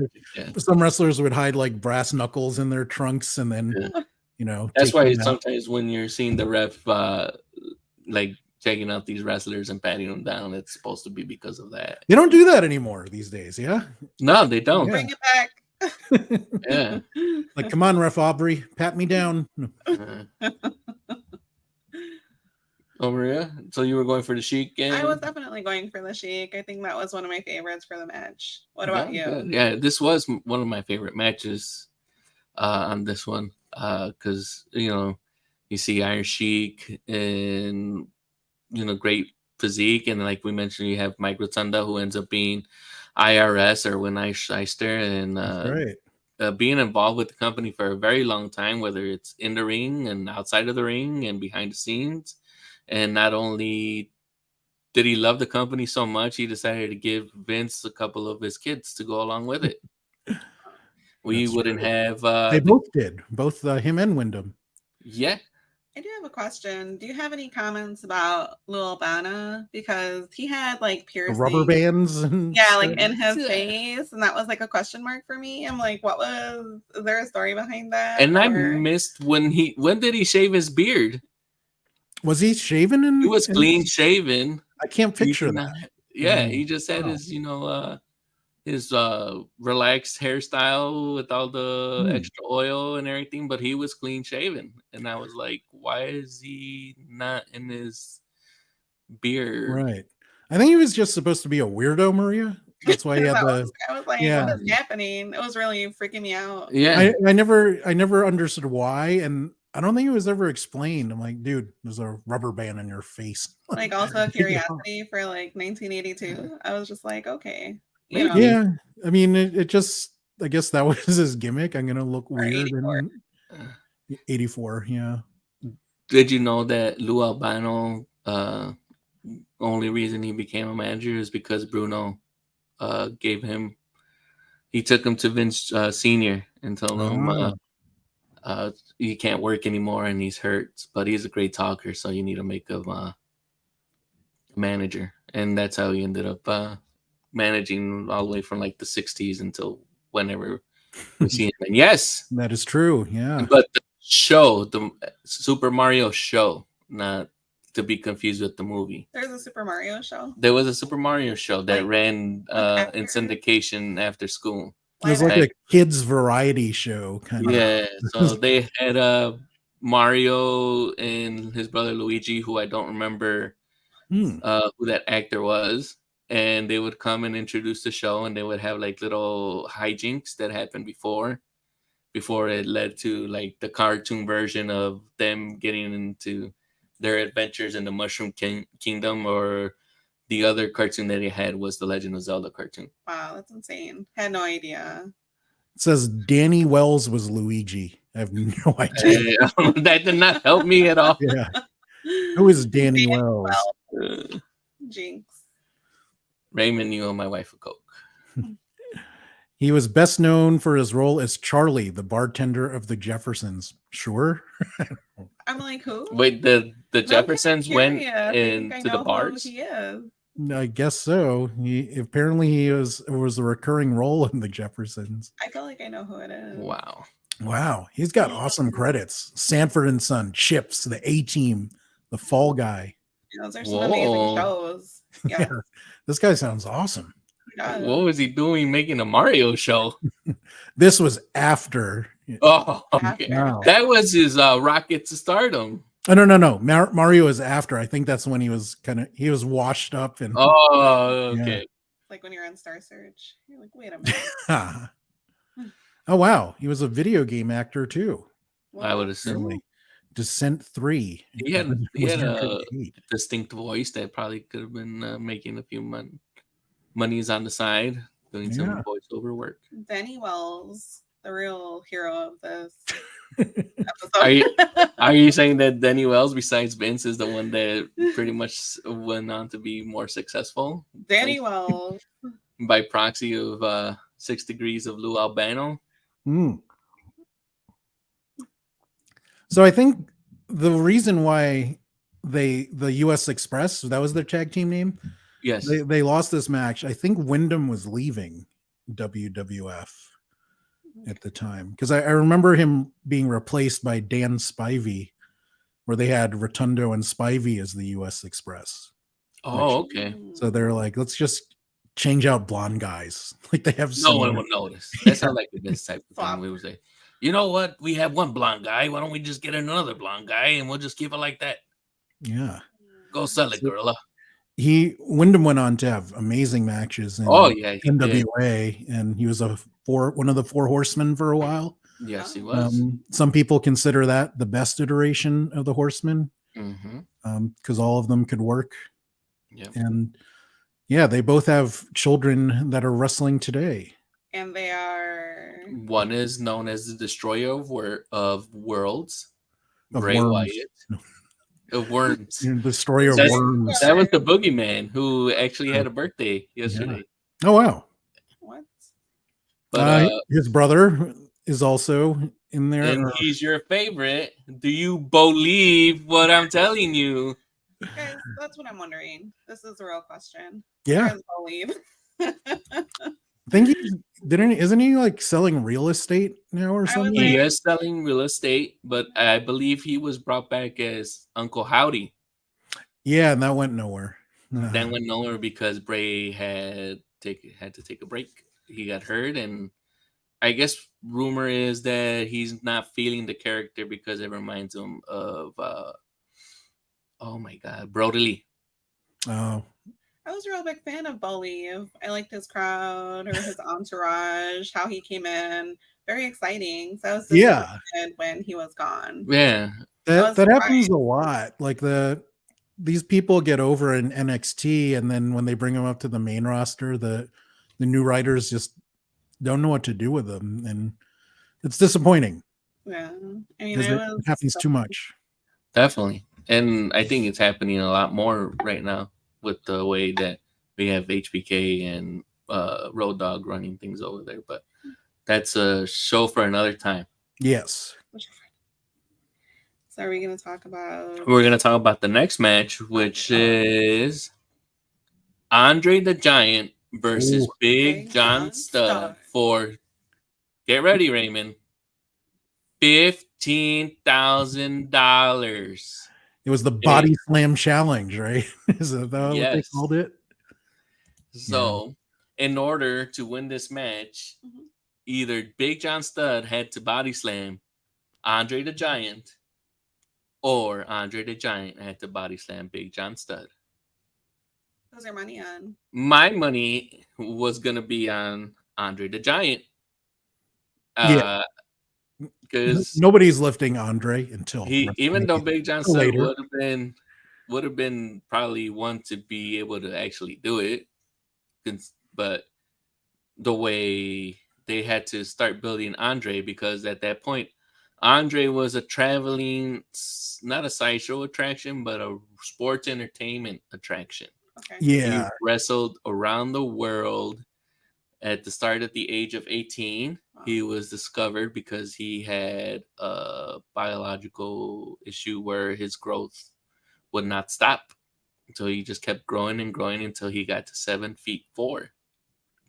And some guy's like, hey, I can use you in my wrestling ring. Do you want to wrestle? And then he learned on the job, and then it took him to Japan, it took him to Canada, to go to Mexico. He went all around the world wrestling until he signed his exclusive deal in the United States to wrestle for Vincent Kennedy McMahon. I think some of my favorite episodes from Young Rock are with Andre the Giant. Oh yeah, Those are some of my favorite, like, that one. hitting in the heart stories. I love that scene with the pigeons where he's talking to Kid Rock. Yeah. Not Kid Rock. Not Kid Kid Rock. Littlest Rock. Yeah, the littlest rock. Yes. Littlest Rock. The pebble. So, Yeah. but I think that might be my favorite scene from the whole series. He's just such a Very dear sweet. character. Yeah. That and HBO did a very great documentary on him. That's right. Billy Crystal made a movie about him, My Giant. Yes. And it's not really about him. There are some truisms though, where they borrow lines from Andre's life. Like Andre loved being back at his family's farm because he's like, the chickens don't look at me like I'm strange. Yeah. So he felt normal as opposed to anywhere else he went, Mm-hmm. He couldn't fit in a normal cab. He couldn't, like, a can of beer, nothing to that guy. So yeah. So that was pretty much what I got from that documentary. It made me appreciate the time that we did have with him, and because he just mainly cared. He really loved the business, and he really cared about the way the business was ran and the way the stories were being told and the way the talent was taken care of, or what show they presented out to the audience. He was a badass if you weren't listening, which I thought. I mean, who's going to go up against a 7'4", 500+ pound guy, though? Well, my favorite story was with him and Warrior, where Ultimate Warrior, where he kept telling him they were doing house show matches together. He kept telling Warrior, watch it with the clotheslines. They're hitting me too hard. Mm-hmm. And Warrior didn't listen. So Warrior's going for a clothesline, and Andre just pops him and hurts him. And then from that point on, Warrior is like, okay, boss. So that was cool. He needed that, though. Yeah, for sure. So with this one, we do have, besides Andre the Giant, making the connections and pretty much setting the tone for the locker room and for things to come in the future, we have Big John Studd, who is managed by Bobby the Brain Heenan. That's right. Who, besides being a manager, ends up being a great commentator and the voice of color commentating and bad guys for years to come once Jesse can't do it anymore. Now, Killer Kowalski is the one who trains Big John Studd. And not only does he train Big John Studd, he trains lots of other superstars. Yep. That come in the future. We have now in charge of creative talent and I guess a very influential superstar through the late 90s to late 2000s. Yeah. Triple H, Hunter Hearst Helmsley. He's a Killer Kowalski guy. Husband of Stephanie McMahon, the King of Kings. Not only does he also trained China, rest in peace, China. Oh, China, yeah. The 9th wonder of the world. And then we had Kofi Kingston. That's the one that I did not actually think he would have had the chance to actually train. So we had Kofi, Damian Sandow, and Tommaso Ciampa. So, I mean, out of all of those are all wrestlers I actually enjoyed seeing and was very entertained by those wrestlers over the years. Kofi's had a big storyline on WrestleMania. And then we had Damian Sandow, which unfortunately is no longer wrestling, but I believe he is running a wrestling school now. But he had a great little program with The Miz where he played a stunt double, and he also had another character where I don't remember, but he was kind of like the Genius type of spin-off there. Yeah. And then Tommaso, what can you say? Currently wrestling right now.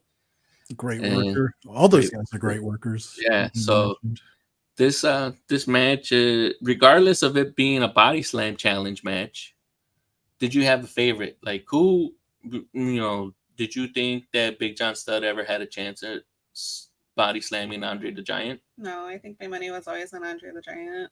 Yeah. What do you guys think? Yeah, no, yeah. Big John Studd, I think, had one of the best outfits at that time. He had those long white trunks, the red boots with the stars. And yeah, with the stars. I think his costume looked fantastic. I think I had his those solid rubber wrestler figures. Yeah, so they Nate would was just be talking like about this, and then you couldn't move anything with them. They would just spin. But you could throw them at people, and they hurt. Wow, that's a good note. Nate says Andre had been undefeated for 13 years at this point. Yeah, that's right. Thank you, Nate, for the it's a nice track record. Largely for like 20-something years, he was a face. So when they finally turned him, it was a pretty big shock. Yeah, and we will come to that one pretty soon because I believe that happens at WrestleMania 3. So, with this one, do you have any other tidbits or anything? Had you seen Big John Studd before? Yeah, I thought Big John Studd was the most believable bad guy at that time. Obviously, partially because of the size, partially because Heenan was so good at putting him over. He was in a great tag team. It was Big John Studd and Ken Patera, another Olympian. You mean Pantera? No, not Pantera bread. Okay. So Ken Patera. I thought they were a fantastic tag team. Okay, a good group, but also. And that was in AWA or NWA? No, in WWF they were a tag team. Yeah, I wonder. They might have tagged before. I don't remember, but I only know them from WWF at that time. Okay. Now they had a gimmick where they would cut people's hair after they won a match, and they would carry it around in a Ziploc bag, which I'm like, that's gross, dude. Well, that's a very lucha libre thing to do. Really? Is it? Huh. Yeah, you had the hair versus mask matches. So I think there's one that's leading up to one of the Triple Mania cards that'll probably happen in October. That doesn't seem fair though, because like a mask is such a big thing in lucha culture. So if you lose that, it's a big deal. But your hair will grow back. Yeah. So you pretty much know whoever's losing their mask is pretty much either going to retire, right, or change gimmicks or something. Change a gimmick, which hasn't happened that often. Besides, Roosh, I think, is the one that had to lose his mask. That's the one, but I'm sure there's another one that I'm missing that continued to wrestle. Lucha fact. Yeah, and just to add on some more facts, did you know that Bobby the Brain Heenan was a Chicago native? No, I didn't. Yeah. But the more you know. Yeah, the more you know. I did not know that until I started researching for this, and that he pretty much handled and sold refreshments from matches that were here in Chicago and Indianapolis. That's a long little drive, especially back then when he was doing it back in the mid 50s, early 60s. So, yeah. And underrated as a worker. Like people don't know that guy could take bumps. And at that time, no other manager, Lou Albano and Blassie were not taking bumps, but Heenan, that bit when they put him in the weasel suit, and he's bumping like a maniac for him, so good. Yeah, so I mean that's probably attributed to because he did wrestle for a bit when he first started off in like 1965.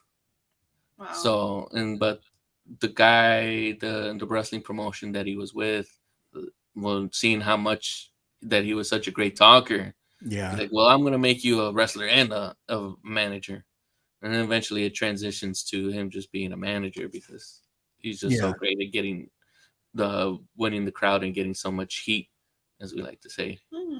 I actually met him at E3. Did you? For the throat thing or before? Yeah, way before that. So he still had the full clear voice. And at the time he was only doing commentary. I had asked him if he was ever going to manage, and he's like, no, I don't want to be on the road like that again. Yeah. Yeah, that makes sense. But some of the best racist commentary ever that you could say then. But it's funny though. Like you can say things in comedy to an extent, not anymore. Like even comedy is kind of scared, but We were talking about Tony Atlas before. Do you remember when he went by Saba Simba and he had like the whole African gimmick? No, I do not remember that. So he had a bit where he's like, Monsoon, I learned what Saba Simba meant. I was like, what's that, Brain? Room service. Oh, it's like, The storylines of yesteryear. yes. My goodness. Now, do you think Vince was feeding them that? No, Brain Like, was hilarious. It was just like improv Yeah. type of thing. Okay. And I think he was one of the few guys, and this is before Vince got hyper controlling about the commentary and telling people exactly what to say and going off if they didn't. So I don't think Heenan had to work like that. And then the next match that you have here is the women's match, where we get our first celebrity. We get Wendy Richter. Didn't we have others before? Because we had. I remember when did like they had Liberace. He comes out after. Okay, when was Billy Martin? I don't even remember. No, that's all later. Out. Yeah, that's all later. They make a big deal, and I'm like, why would you save those people for the last match? Muhammad Ali. Yeah, they all come out for the last main event. They all appear. So I see. But we had Wendy Richter show up with Cyndi Lauper. Yeah. Her manager. Which is versus Leilani Kai, which I mentioned earlier, with the fabulous Moolah. Yes. And this match lasts 7 minutes. Now, Maria, do you have a favorite once you got out here?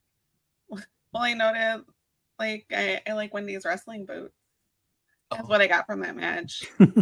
And I was like, well, how do I get wrestling boots that look like that? They don't make shoes like that anymore. As far as a favorite, I think my favorite was Wendy Richter. Okay. I mean, I don't know. Who was your favorite? Mine with this one, I really did not have a favorite. I just didn't want to see this match because at this point, like, you know, if I'm remembering my first viewing, I'm like, when is this Hulk Hogan Mr. T match gonna start? That's true, but I mean, this was a big deal.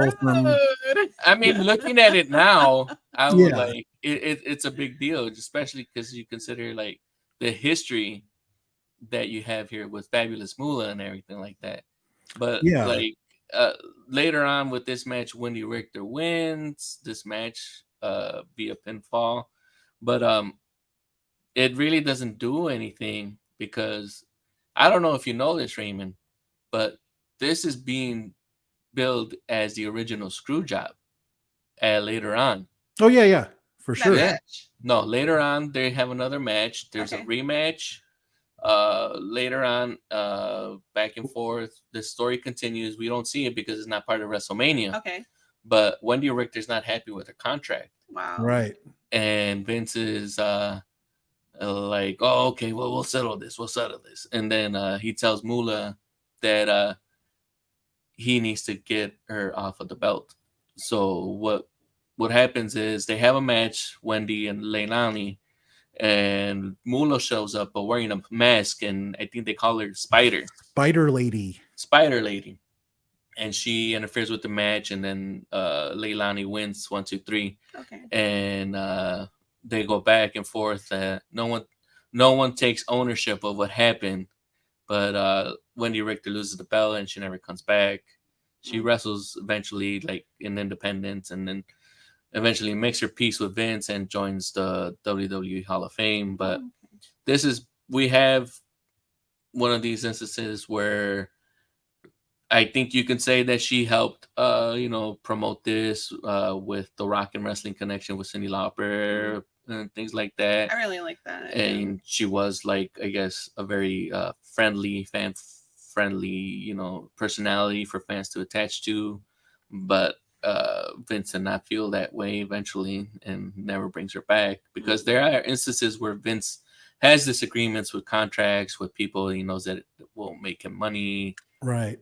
And he does get a little bit shady at times, but he does also do good eventually to those people. I mean, it was all about Cyndi, to be honest. I mean, Wendy she was definitely the star of the match in the ring, but outside it was all about Cyndi and the eyeball she brought in Oh, to yeah. the event. Like as you mentioned before, those MTV promos. And that connection would still be there later if they had Captain Lou in the video for the Goonies. So, well, he appears in like lots of videos, like time three after more. time, After girls time. just want to have fun. Yeah. Yeah. I'm like, high five to Raymond. She Bop. Was he in She-Bop also? I Yeah, don't remember she's the in video for that. I don't remember it either, but it was listed on the Wikipedia. So, But yeah, he would often play her dad in the videos. mhm. So The only time he did not play her dad was in Time After Time. Time After Time. Yeah. Good song. fantastic song. That is a really good song. Yeah. Covered many times. I said her manager looked like a time traveling Jared Leto. I was like, maybe isn't he Morbius? Doesn't he have that? Doesn't he have that? Does not vampirism? But wait, he wasn't. No, that's way before. I'm like, that's way before My So-Called Life. That's the 90s, right? I don't know. I would assume so. You would know more than me because I never watched that show. When he was Jordan Catalano. That's who he is to me forever. Jordan Catalano. So with this one, we'll go ahead and move on to the main event. So wait, was that women's match? Was that the original bathroom break match before? What? I think you would think so, because if people were like me when I was a kid, they would have been like, well, I know Hulk Hogan's coming out next with Mr. T. I better go before the line's too long. Wow. Right. But you figure with Madison Square Garden only having like a capacity of 19,500 and this falling a little bit short. No, it's still, they haven't made any improvements unless if they. Well, the chairs aren't the same, and there's some. Like, what's the quantity again? Well, this had an attendance of 19,121. I mean, it was packed. Yeah. And the capacity is 19,500. And I can't imagine that there are many bathrooms. I was surprised available. But also, it's just, traditionally, they did not let the women wrestle and have good matches until decades later. So they would always say, this is, when you went to buy more beer or get refreshments or go to the bathroom. So when we were watching at home on a pay-per-view, the women's match would be the bathroom break match until they started letting the girls wrestle. Like, to me, it's like AJ Lee was one of the first. I remember AJ Lee. Yeah, she's fantastic. And she'll be in the next season of Heels. It looks That's like right. So, but I love that they let the girls go now. I mean, I guess Trish and Lita, when Fit Finlay started training them, he got that job as a gag, but he was determined to make it work good. Yeah. And Trish was not a wrestler, but she became pretty good after she trained with Finlay. So I guess that's when they really started, when the women started having good matches with Trish and Lita. But when AJ came along, and then today we have, Bailey and Becky and Charlotte, the women, I think, are more interesting than the men now. Sky from the last Sky Blue. Sky Blue. Sky Blue. Everyone's a big fan of Sky Blue. Yeah, another reason. They're a fan for a certain part of her, I think. Yeah. So. I was like, Twitter was going wild. Yeah, I recently saw that Twitter went wild again recently for another opportunity of Sky Blue's assets. Speaking of, if you are watching this, follow us on Twitter. Revisiting Mania on Twitter and Instagram. And our guest Raymond here at Artpad TV also hosts another show called The Beer Pad, and you can follow that at The Beer Pad. And then we are nearing the end here. One tangent. Did you see that boxing fight yesterday where... Oh, wait, no, you posted that. I posted that because Maria's the one that sent it to me, and I figured that you guys would get a big thing about that women's boxing match celebration. So our friend Ron also posted that, but your resolution was much better. Like, he had someone like filming their TV. Oh, he posted the link. And I think when I saw it, I'm like, I would watch boxing again if this happened more often. I think someone actually recorded that off their DVR. Yeah. Before. Yeah. Yours was pretty clean. But I mean, in my head, I'm like, can you picture Larry Merchant? No, I'm joking. Larry Merchant doing commentary. I don't think Larry Merchant would have been able to handle all the action that was happening there. What is he, like 96? Yeah. Oh. Or how about Jim Lampley? You know, he always had that. He always had that called big right hand. So you gotta have like big right boob or something like that. Are we gonna have to wrap up before we talk about Hulk Hogan and Mr. T? Yeah, we're getting there. Okay. I was like, I'd be remiss if we didn't talk about. You started going into the social, so I did not want to interrupt. So Raymond, we have the main event. Mr. T joins forces with Hulk Hogan, and he faces Paul, Mr. Wonderful, Orndorff, Paul Rudd, Roddy Piper, which is being managed at this time by Cowboy Bob Orton. Son, did he have the cast on? With the cast, whose son is now the Legend Killer, Randy Orton. I did not know that his father was a wrestler. Oh yeah. What? Yeah. He was a pretty big. He didn't get to Randy's level, but he was a pretty big deal by association by hanging around with Piper for all those years. Yeah, and that was going to be my question because I never had seen Cowboy Bob Orton ever wrestle. I think maybe once after he took off his cast, like at a Saturday night's main event, but I don't remember that match. He was pretty good, not great. I mean, his son was obviously a lot better, right? But also, you know, his arm was broken for like 4 years. Yeah, wow. How can you wrestle like that?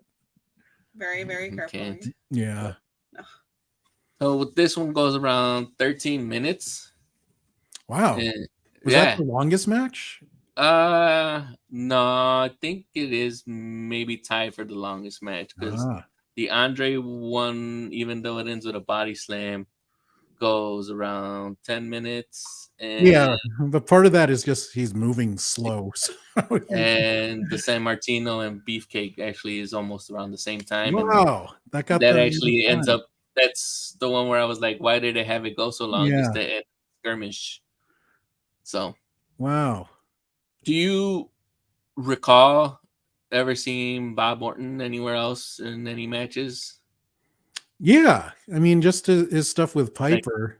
But actually, it wasn't notable. Yeah, it wasn't really memorable. Like his whole thing was the cast. Yeah, that's the only thing I remember. So I just wanted to make sure that you did not have anything else that you might have seen that actually would have been like this, like. Because I'm like, why would Vince have him so long just to be in a cast? Well, it's kind of like he's like the Ed McMahon, you know, to Piper's Carson. Like he's the sidekick. So since I guess Paul couldn't do the Ed McMahon shtick, we had Cowboy Bob to do it, huh?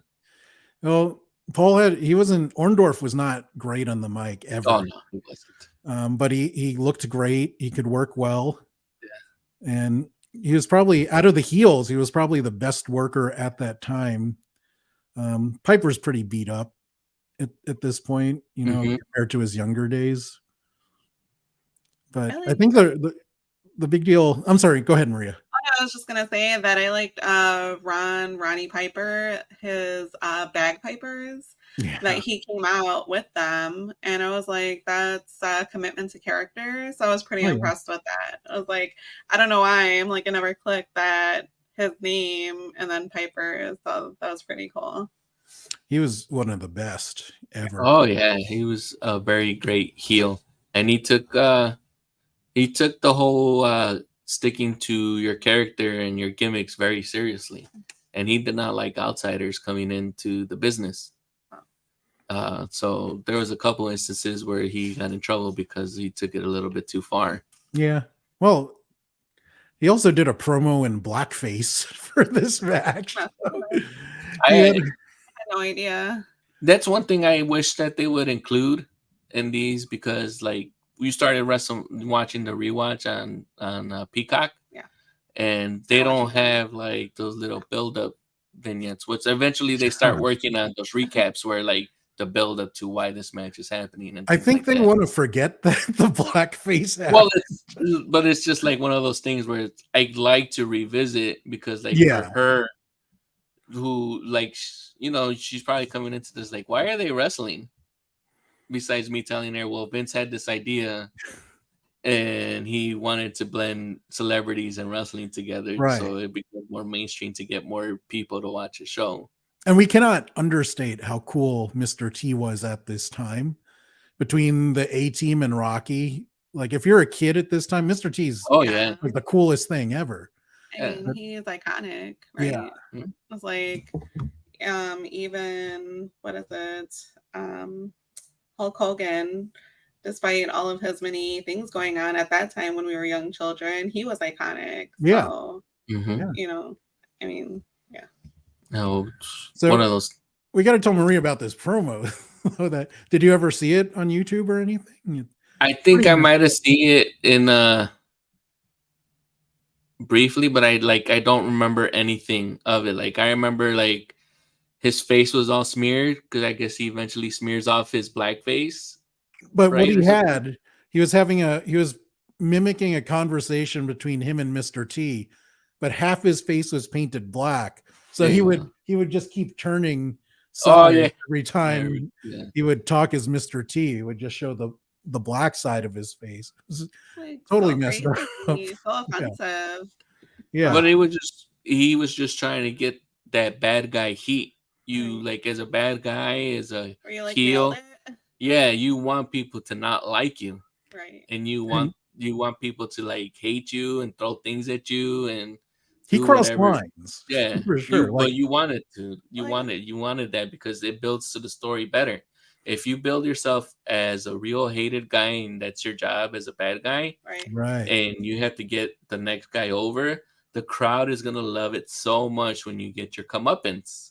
Right. And I think I got a better understanding of that in that show called Heels, right? Yeah.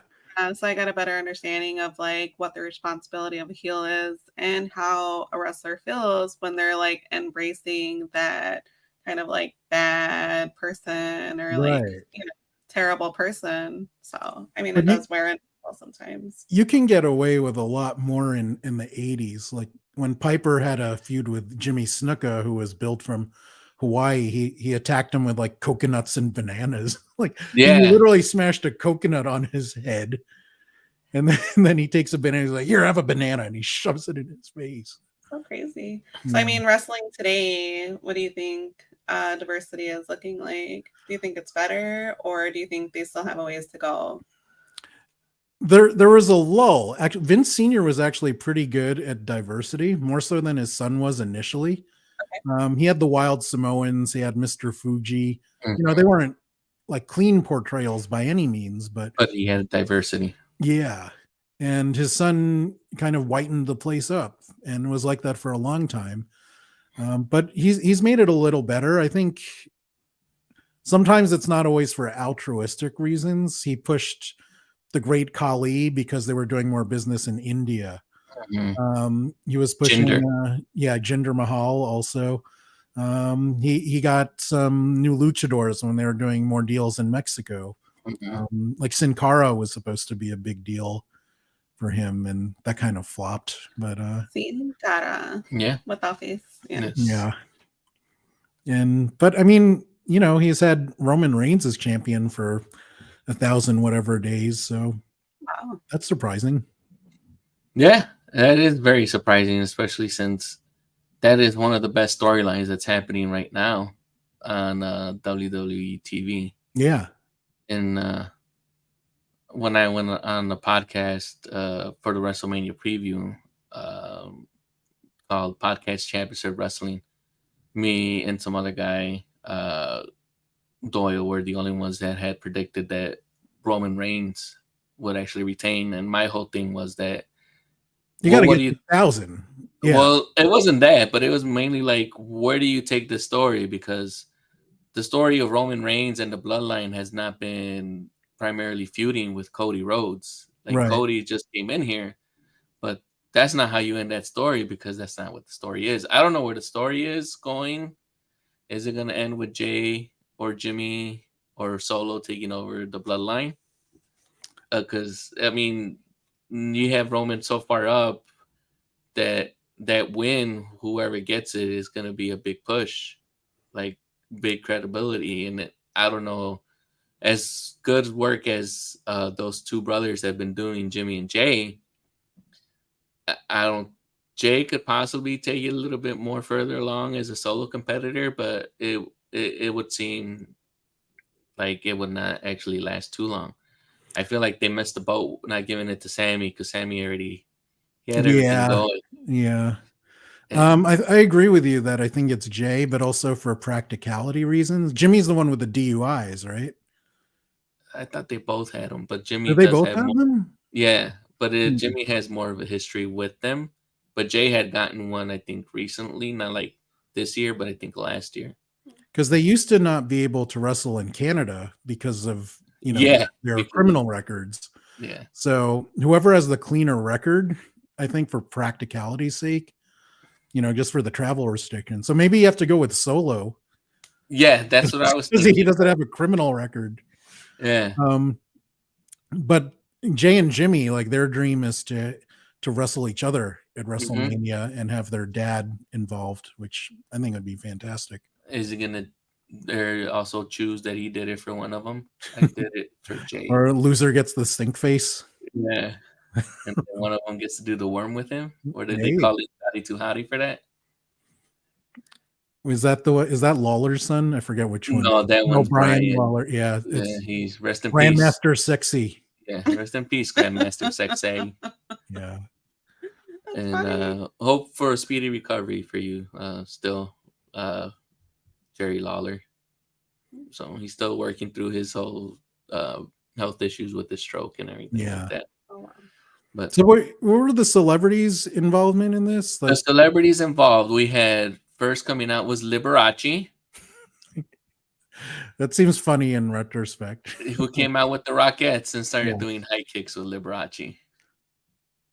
Which is funny because it reminds me of the Young Rock when they had that one episode. It's I think either season 3 or season 2 when they have the dad bringing them to the WrestleMania after party or before. And he runs into Cyndi and Lauper. his whatever the Rock's mom's name is, I forgot, but the Rock's grandma. Atta. Atta. No, yeah. Atta. Atta's his mom. Yeah, Atta's mom is all fanning. Atta and his grandma are all fanning over Liberace. Oh my God, Liberace's here! And then they all go over it. It turns out that he was gay. And I mean, in retrospect, how did we not know at the time? That's true, but I wasn't really thinking about anything like that when I was 4 or 5. Whenever I think. So, I mean, I didn't know Freddie Mercury was gay until I was older. Yeah, much older. So, Liberace, you were saying? Oh, no, I was going to say, so we had Liberace, we had Cyndi Lauper, we had Muhammad Ali. Muhammad Ali as the special ringside referee. Now, why will we need a ringside referee for this? Because he wasn't good. He didn't know how to ref a match properly, probably. And I don't think he probably wanted to go down on his hands and knees to do the count. Yeah, because pretty hard work. Yeah. And then we had Billy Martin. What did he do? Billy Martin. Yeah, Billy Martin, New York Yankees manager, off and on and off and on. Yeah. Again. And he just came in here to say hi, apparently, right? Because I all think he that's did. what he does. Like, hi, you've all been great fans. Wow. Was he? They didn't even have me like the guest timekeeper or whatever. I don't know. No, the guest timekeeper was Liberace. Oh. So once the match begins, they have him ring the bell, and Muhammad Ali standing next to him. Ring the bell like you should with this channel, so you get notifications. Click subscribe, download and listen if you're on the audio side. Subscribe. If you don't, unfortunately, like hearing the sound of my voice, just download and subscribe. I didn't know you were doing audio too. Yeah, I'm gonna track this to the audio podcast too. I would have changed how I spoke to be. I don't think I did anything. Yeah, like there are some references. No, there's some references you have to make where you have to explain what you're doing for people that are only You listening. know what? That it like you describe. Yeah. Yeah. Okay. That Oops. makes sense. That's Oh, okay. it says that at the bottom. I was not Yeah. reading that until now. I just changed the scroll. Okay. Like, oops. It happens.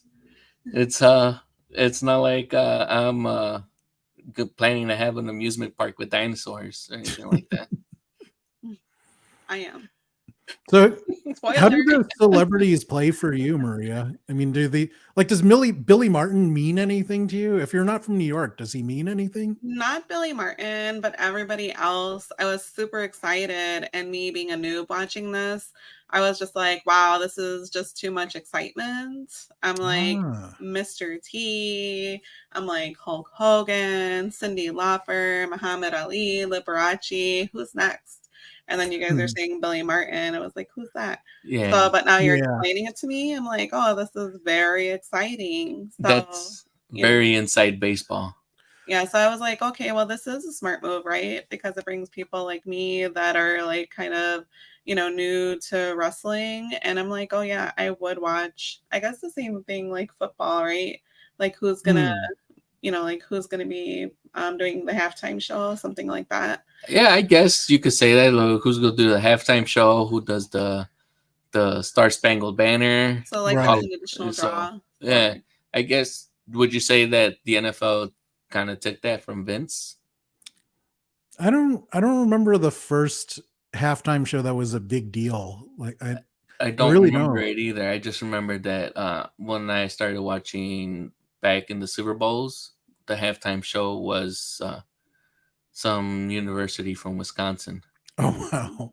Because it was the Green Bay Packers versus I forgot who it was. Wow. Was it the Jets or the Colts? One of those. No, Kansas City. But like Billy Martin was definitely for the live audience. I mean, it was for those New Yorkers, because I don't think anybody cares from like Wisconsin or something. Yeah, so that, I mean, I guess in order to sell the tickets, you need to get the local talent. So you would, someone, a big name celebrity, where you're like, oh, Billy Martin's gonna go here, so it must be a real legit thing to go watch. So it was at Madison Square Garden. Yeah, Madison Square Garden. Live at Madison Square Garden. Now, Raymond, do you have any problems with the way this match went? Because it didn't have a clean finish. It's just basically Cowboy Bob Orton is gonna use his cast to hit Hulk Hogan. But he hits Orndorff. He hits Paul Orndorff instead, so he eventually leads to the defeat of his team. Yeah. Now, would you figure that it probably should have been more of a clean win, or it doesn't not matter because you figure that Mr. T deserved one of those? He beat the odds. He's the guy that doesn't have any real wrestling experience and things like that, and maybe he should have been the one that actually kind of takes the pin and the win a little bit, or is it more because a traditional one should be like, well, wrestler should get the pin, that way no outsiders type of thing?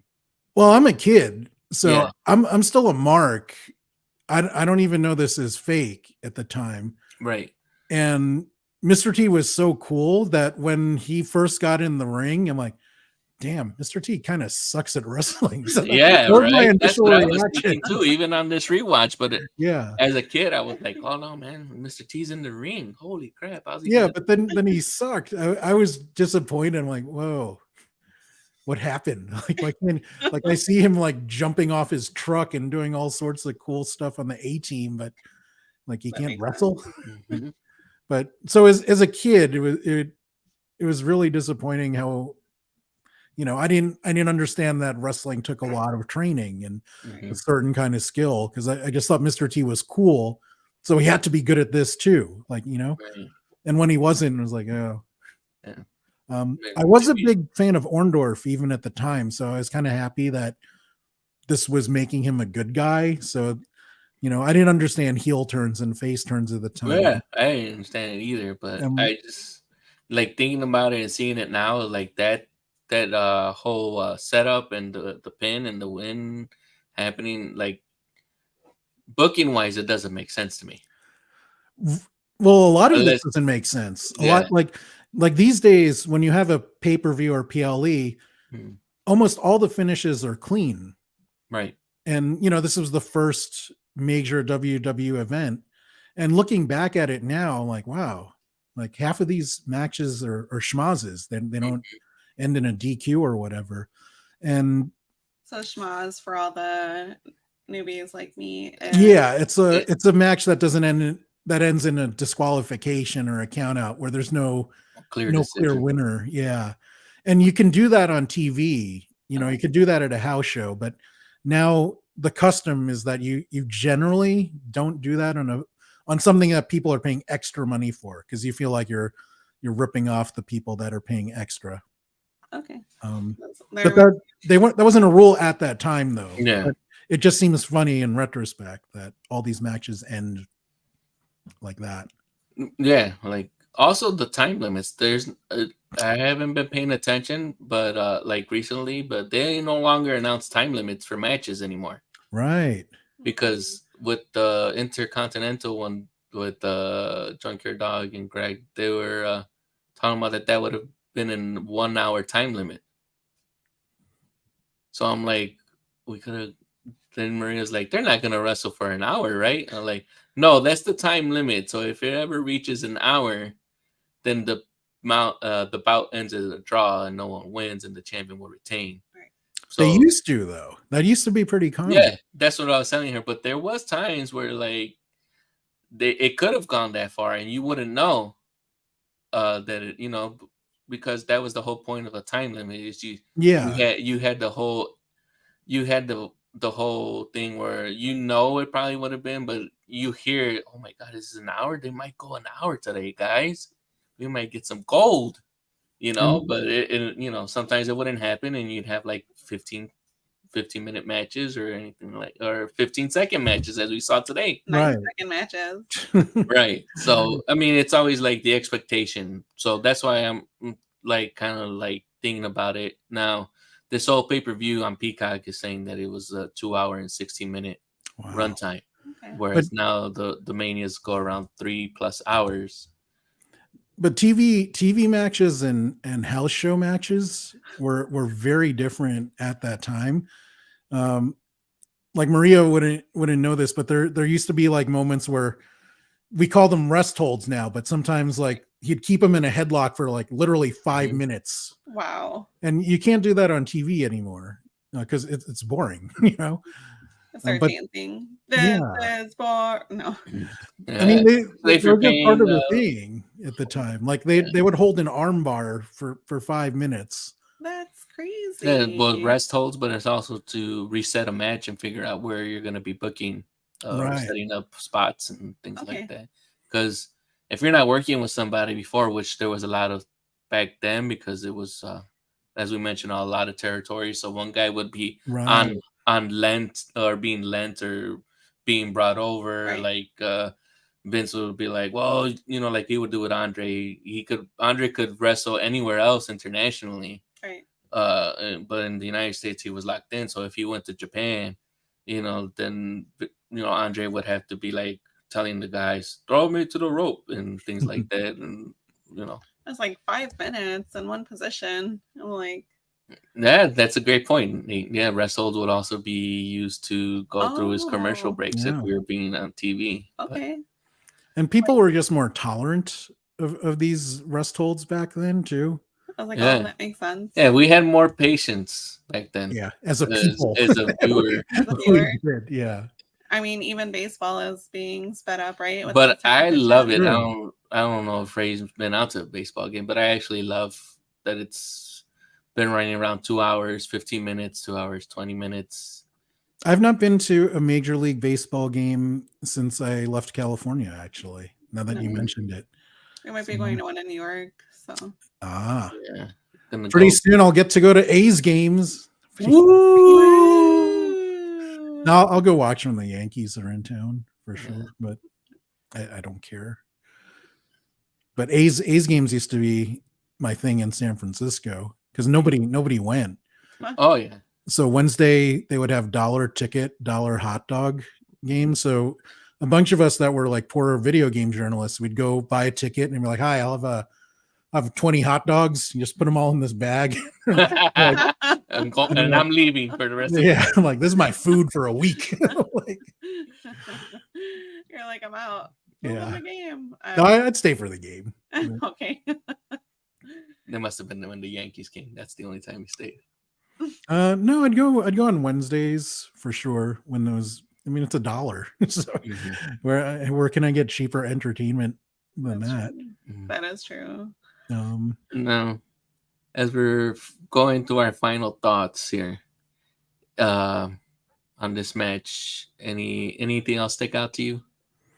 Well, I mean, Hogan was over more than anyone, right, at the time. So when he, even just his entrance was electric. Oh yeah, the Real American entrance. That was actually originally for the U.S. Express. Yeah, and they Hogan ganked their song. Wow. Yeah, but Hogan used to come out to Eye of the Tiger. Yeah, because but that was Rocky 3. Yeah, because of Rocky 3, even though when he came back from Thunder Lips, because at first he left to go film it, even though Vince told him not to go. Yeah, because I think he thought Rocky 3 was gonna be a flop or something, right? And then so Hogan's like, "This is my chance. I'm gonna go do it, brother." And he went off to have a very nice, was it like a 5-6 minute scene? Yeah, and he has great lines where he's like, "Thunder Lips is here in the flesh, baby." So that was a fun thing. I think I didn't get to see Rocky 3 live. The first Rocky in theaters. The first Rocky I saw was Rocky 4. And the only reason I saw that game is because the Cubs game was rained out. So there was a rain delay. So my father wanted to go take me to go see that instead. Because he's like, "Well, I have you for the day. I'm off. Ball game's not going to happen. Let's go see a movie." That's nice. And you learned about U.S.-Russia relations. I did. I also learned that you can beat a guy on steroids if you train the old-fashioned way, just running through Not the snow. true at all. What? Take the steroids. You'll be much better. That's outrageous, Raymond. You're telling me the movie's lying to me? Yes. Oh. Did you watch that latest? What was it, like a Creed series? No, not Creed. From the American Gladiators. Yeah, the American Gladiators. It's on Netflix. It was like It's a documentary. It's a Netflix documentary. And it's really good. You definitely. Oh wow! I definitely want to see that. Well, it's like a 4 or 5-parter. Like, speaking of steroids, that's Oh my god. Well, they talk about it during the series, so it's definitely a good see, though. And you could take steroids in wrestling in the 80s. This was before they actually they're on all kinds of drugs back then. Yeah, that's one of the things I was gonna bring up. But I was like doing where there was a thing where Iron Sheik is riding with Jim Duggan. Yeah, that caused Vince a ton of problems because the heel riding with the face. Yeah, so you weren't supposed to know that a good guy and a bad guy were friends. Oh wow! Away from the ring. So when these wrestlers would drive, they would drive because they've known each other for so long and they build up this rapport and everything. So they're like, well. And also to save money. I mean, they're not making a ton of money. So it's like you trust this guy to drive because some of these would be long drives from one city to the other, know. So they would go, and eventually Jim Duggan and Sheik get pulled over because a cop sees the car swerving, and they end up getting arrested together because they find, I think, marijuana inside the vehicle. Yeah, wow, that's a good story. Sheik had a lot of great drug stories where Vince asked to talk to him. He's like, "Sheik, we have a problem." I think I would watch that in a cartoon version if they ever did anything like that. Yeah. I was thinking about that they should have something like that. Oh man, that would be hilarious. An animated series of the Sheik's Tales on the Road. That'd be great. Or the other one I thought of was also the Prince stories. Like how they did one for like Bill Murray Oh yeah. But that one should also be animated, and whether because the one that clicked for me was when Carlos Boozer is telling the story about how he rented his house out to Prince, and he shows up and Prince completely remodels everything, and Carlos Boozer is like, "This is not in the contract. You need to put this all back." He's like, don't worry, it'll all be back, and it'll be like I never was here. That's hilarious. And then the lease is up, and then Carlos Boozer shows up, and he's like, everything was back to normal, like no one had ever lived there ever. Wow. Did you hear Fred Armisen's Prince story? No. You know, I used to do the Prince show sketch Yeah. on SNL. So they had Prince as the musical guest, and there's always an after party after the show. And Prince insisted on this caterer that only does macaroni and cheese. What? So Armisen goes up to him and he's like, you know, Prince, I want you to know that, you know, I'm such a big fan of you. I just think you're the greatest. And then there's like silence for 2 minutes. And then Prince goes, you know what I think is the greatest? This macaroni and cheese. And then he just leaves. That's a very Prince thing to do. Okay, we've gone too many tangents and we're reaching the 2-hour mark. So, yes, Raymond, as much as I love and would love to continue talking to you about wrestling, let's give out what we think our best match of this WrestleMania has been. Best match in terms of storytelling, skill wise, or just being, or no, like if we had to tell Maria to watch WrestleMania for the first time, but to avoid the 2 terrible matches that we really don't think would actually hook her or hook anyone else who hasn't watched WrestleMania. For me, it would probably be the tag team of Nikolai, Volkoff, and Sheik against the US Express. What about yourself? I completely agree. Just because all 4 of those guys can work, I think the skill level in that match is better than everyone. Even though there are guys in the card that I think are better wrestlers, I think Steamboat is probably the best wrestler on the card, but he didn't have a great opponent to work with. Whereas the tag team match, you know, all 4 of those guys can go. So totally.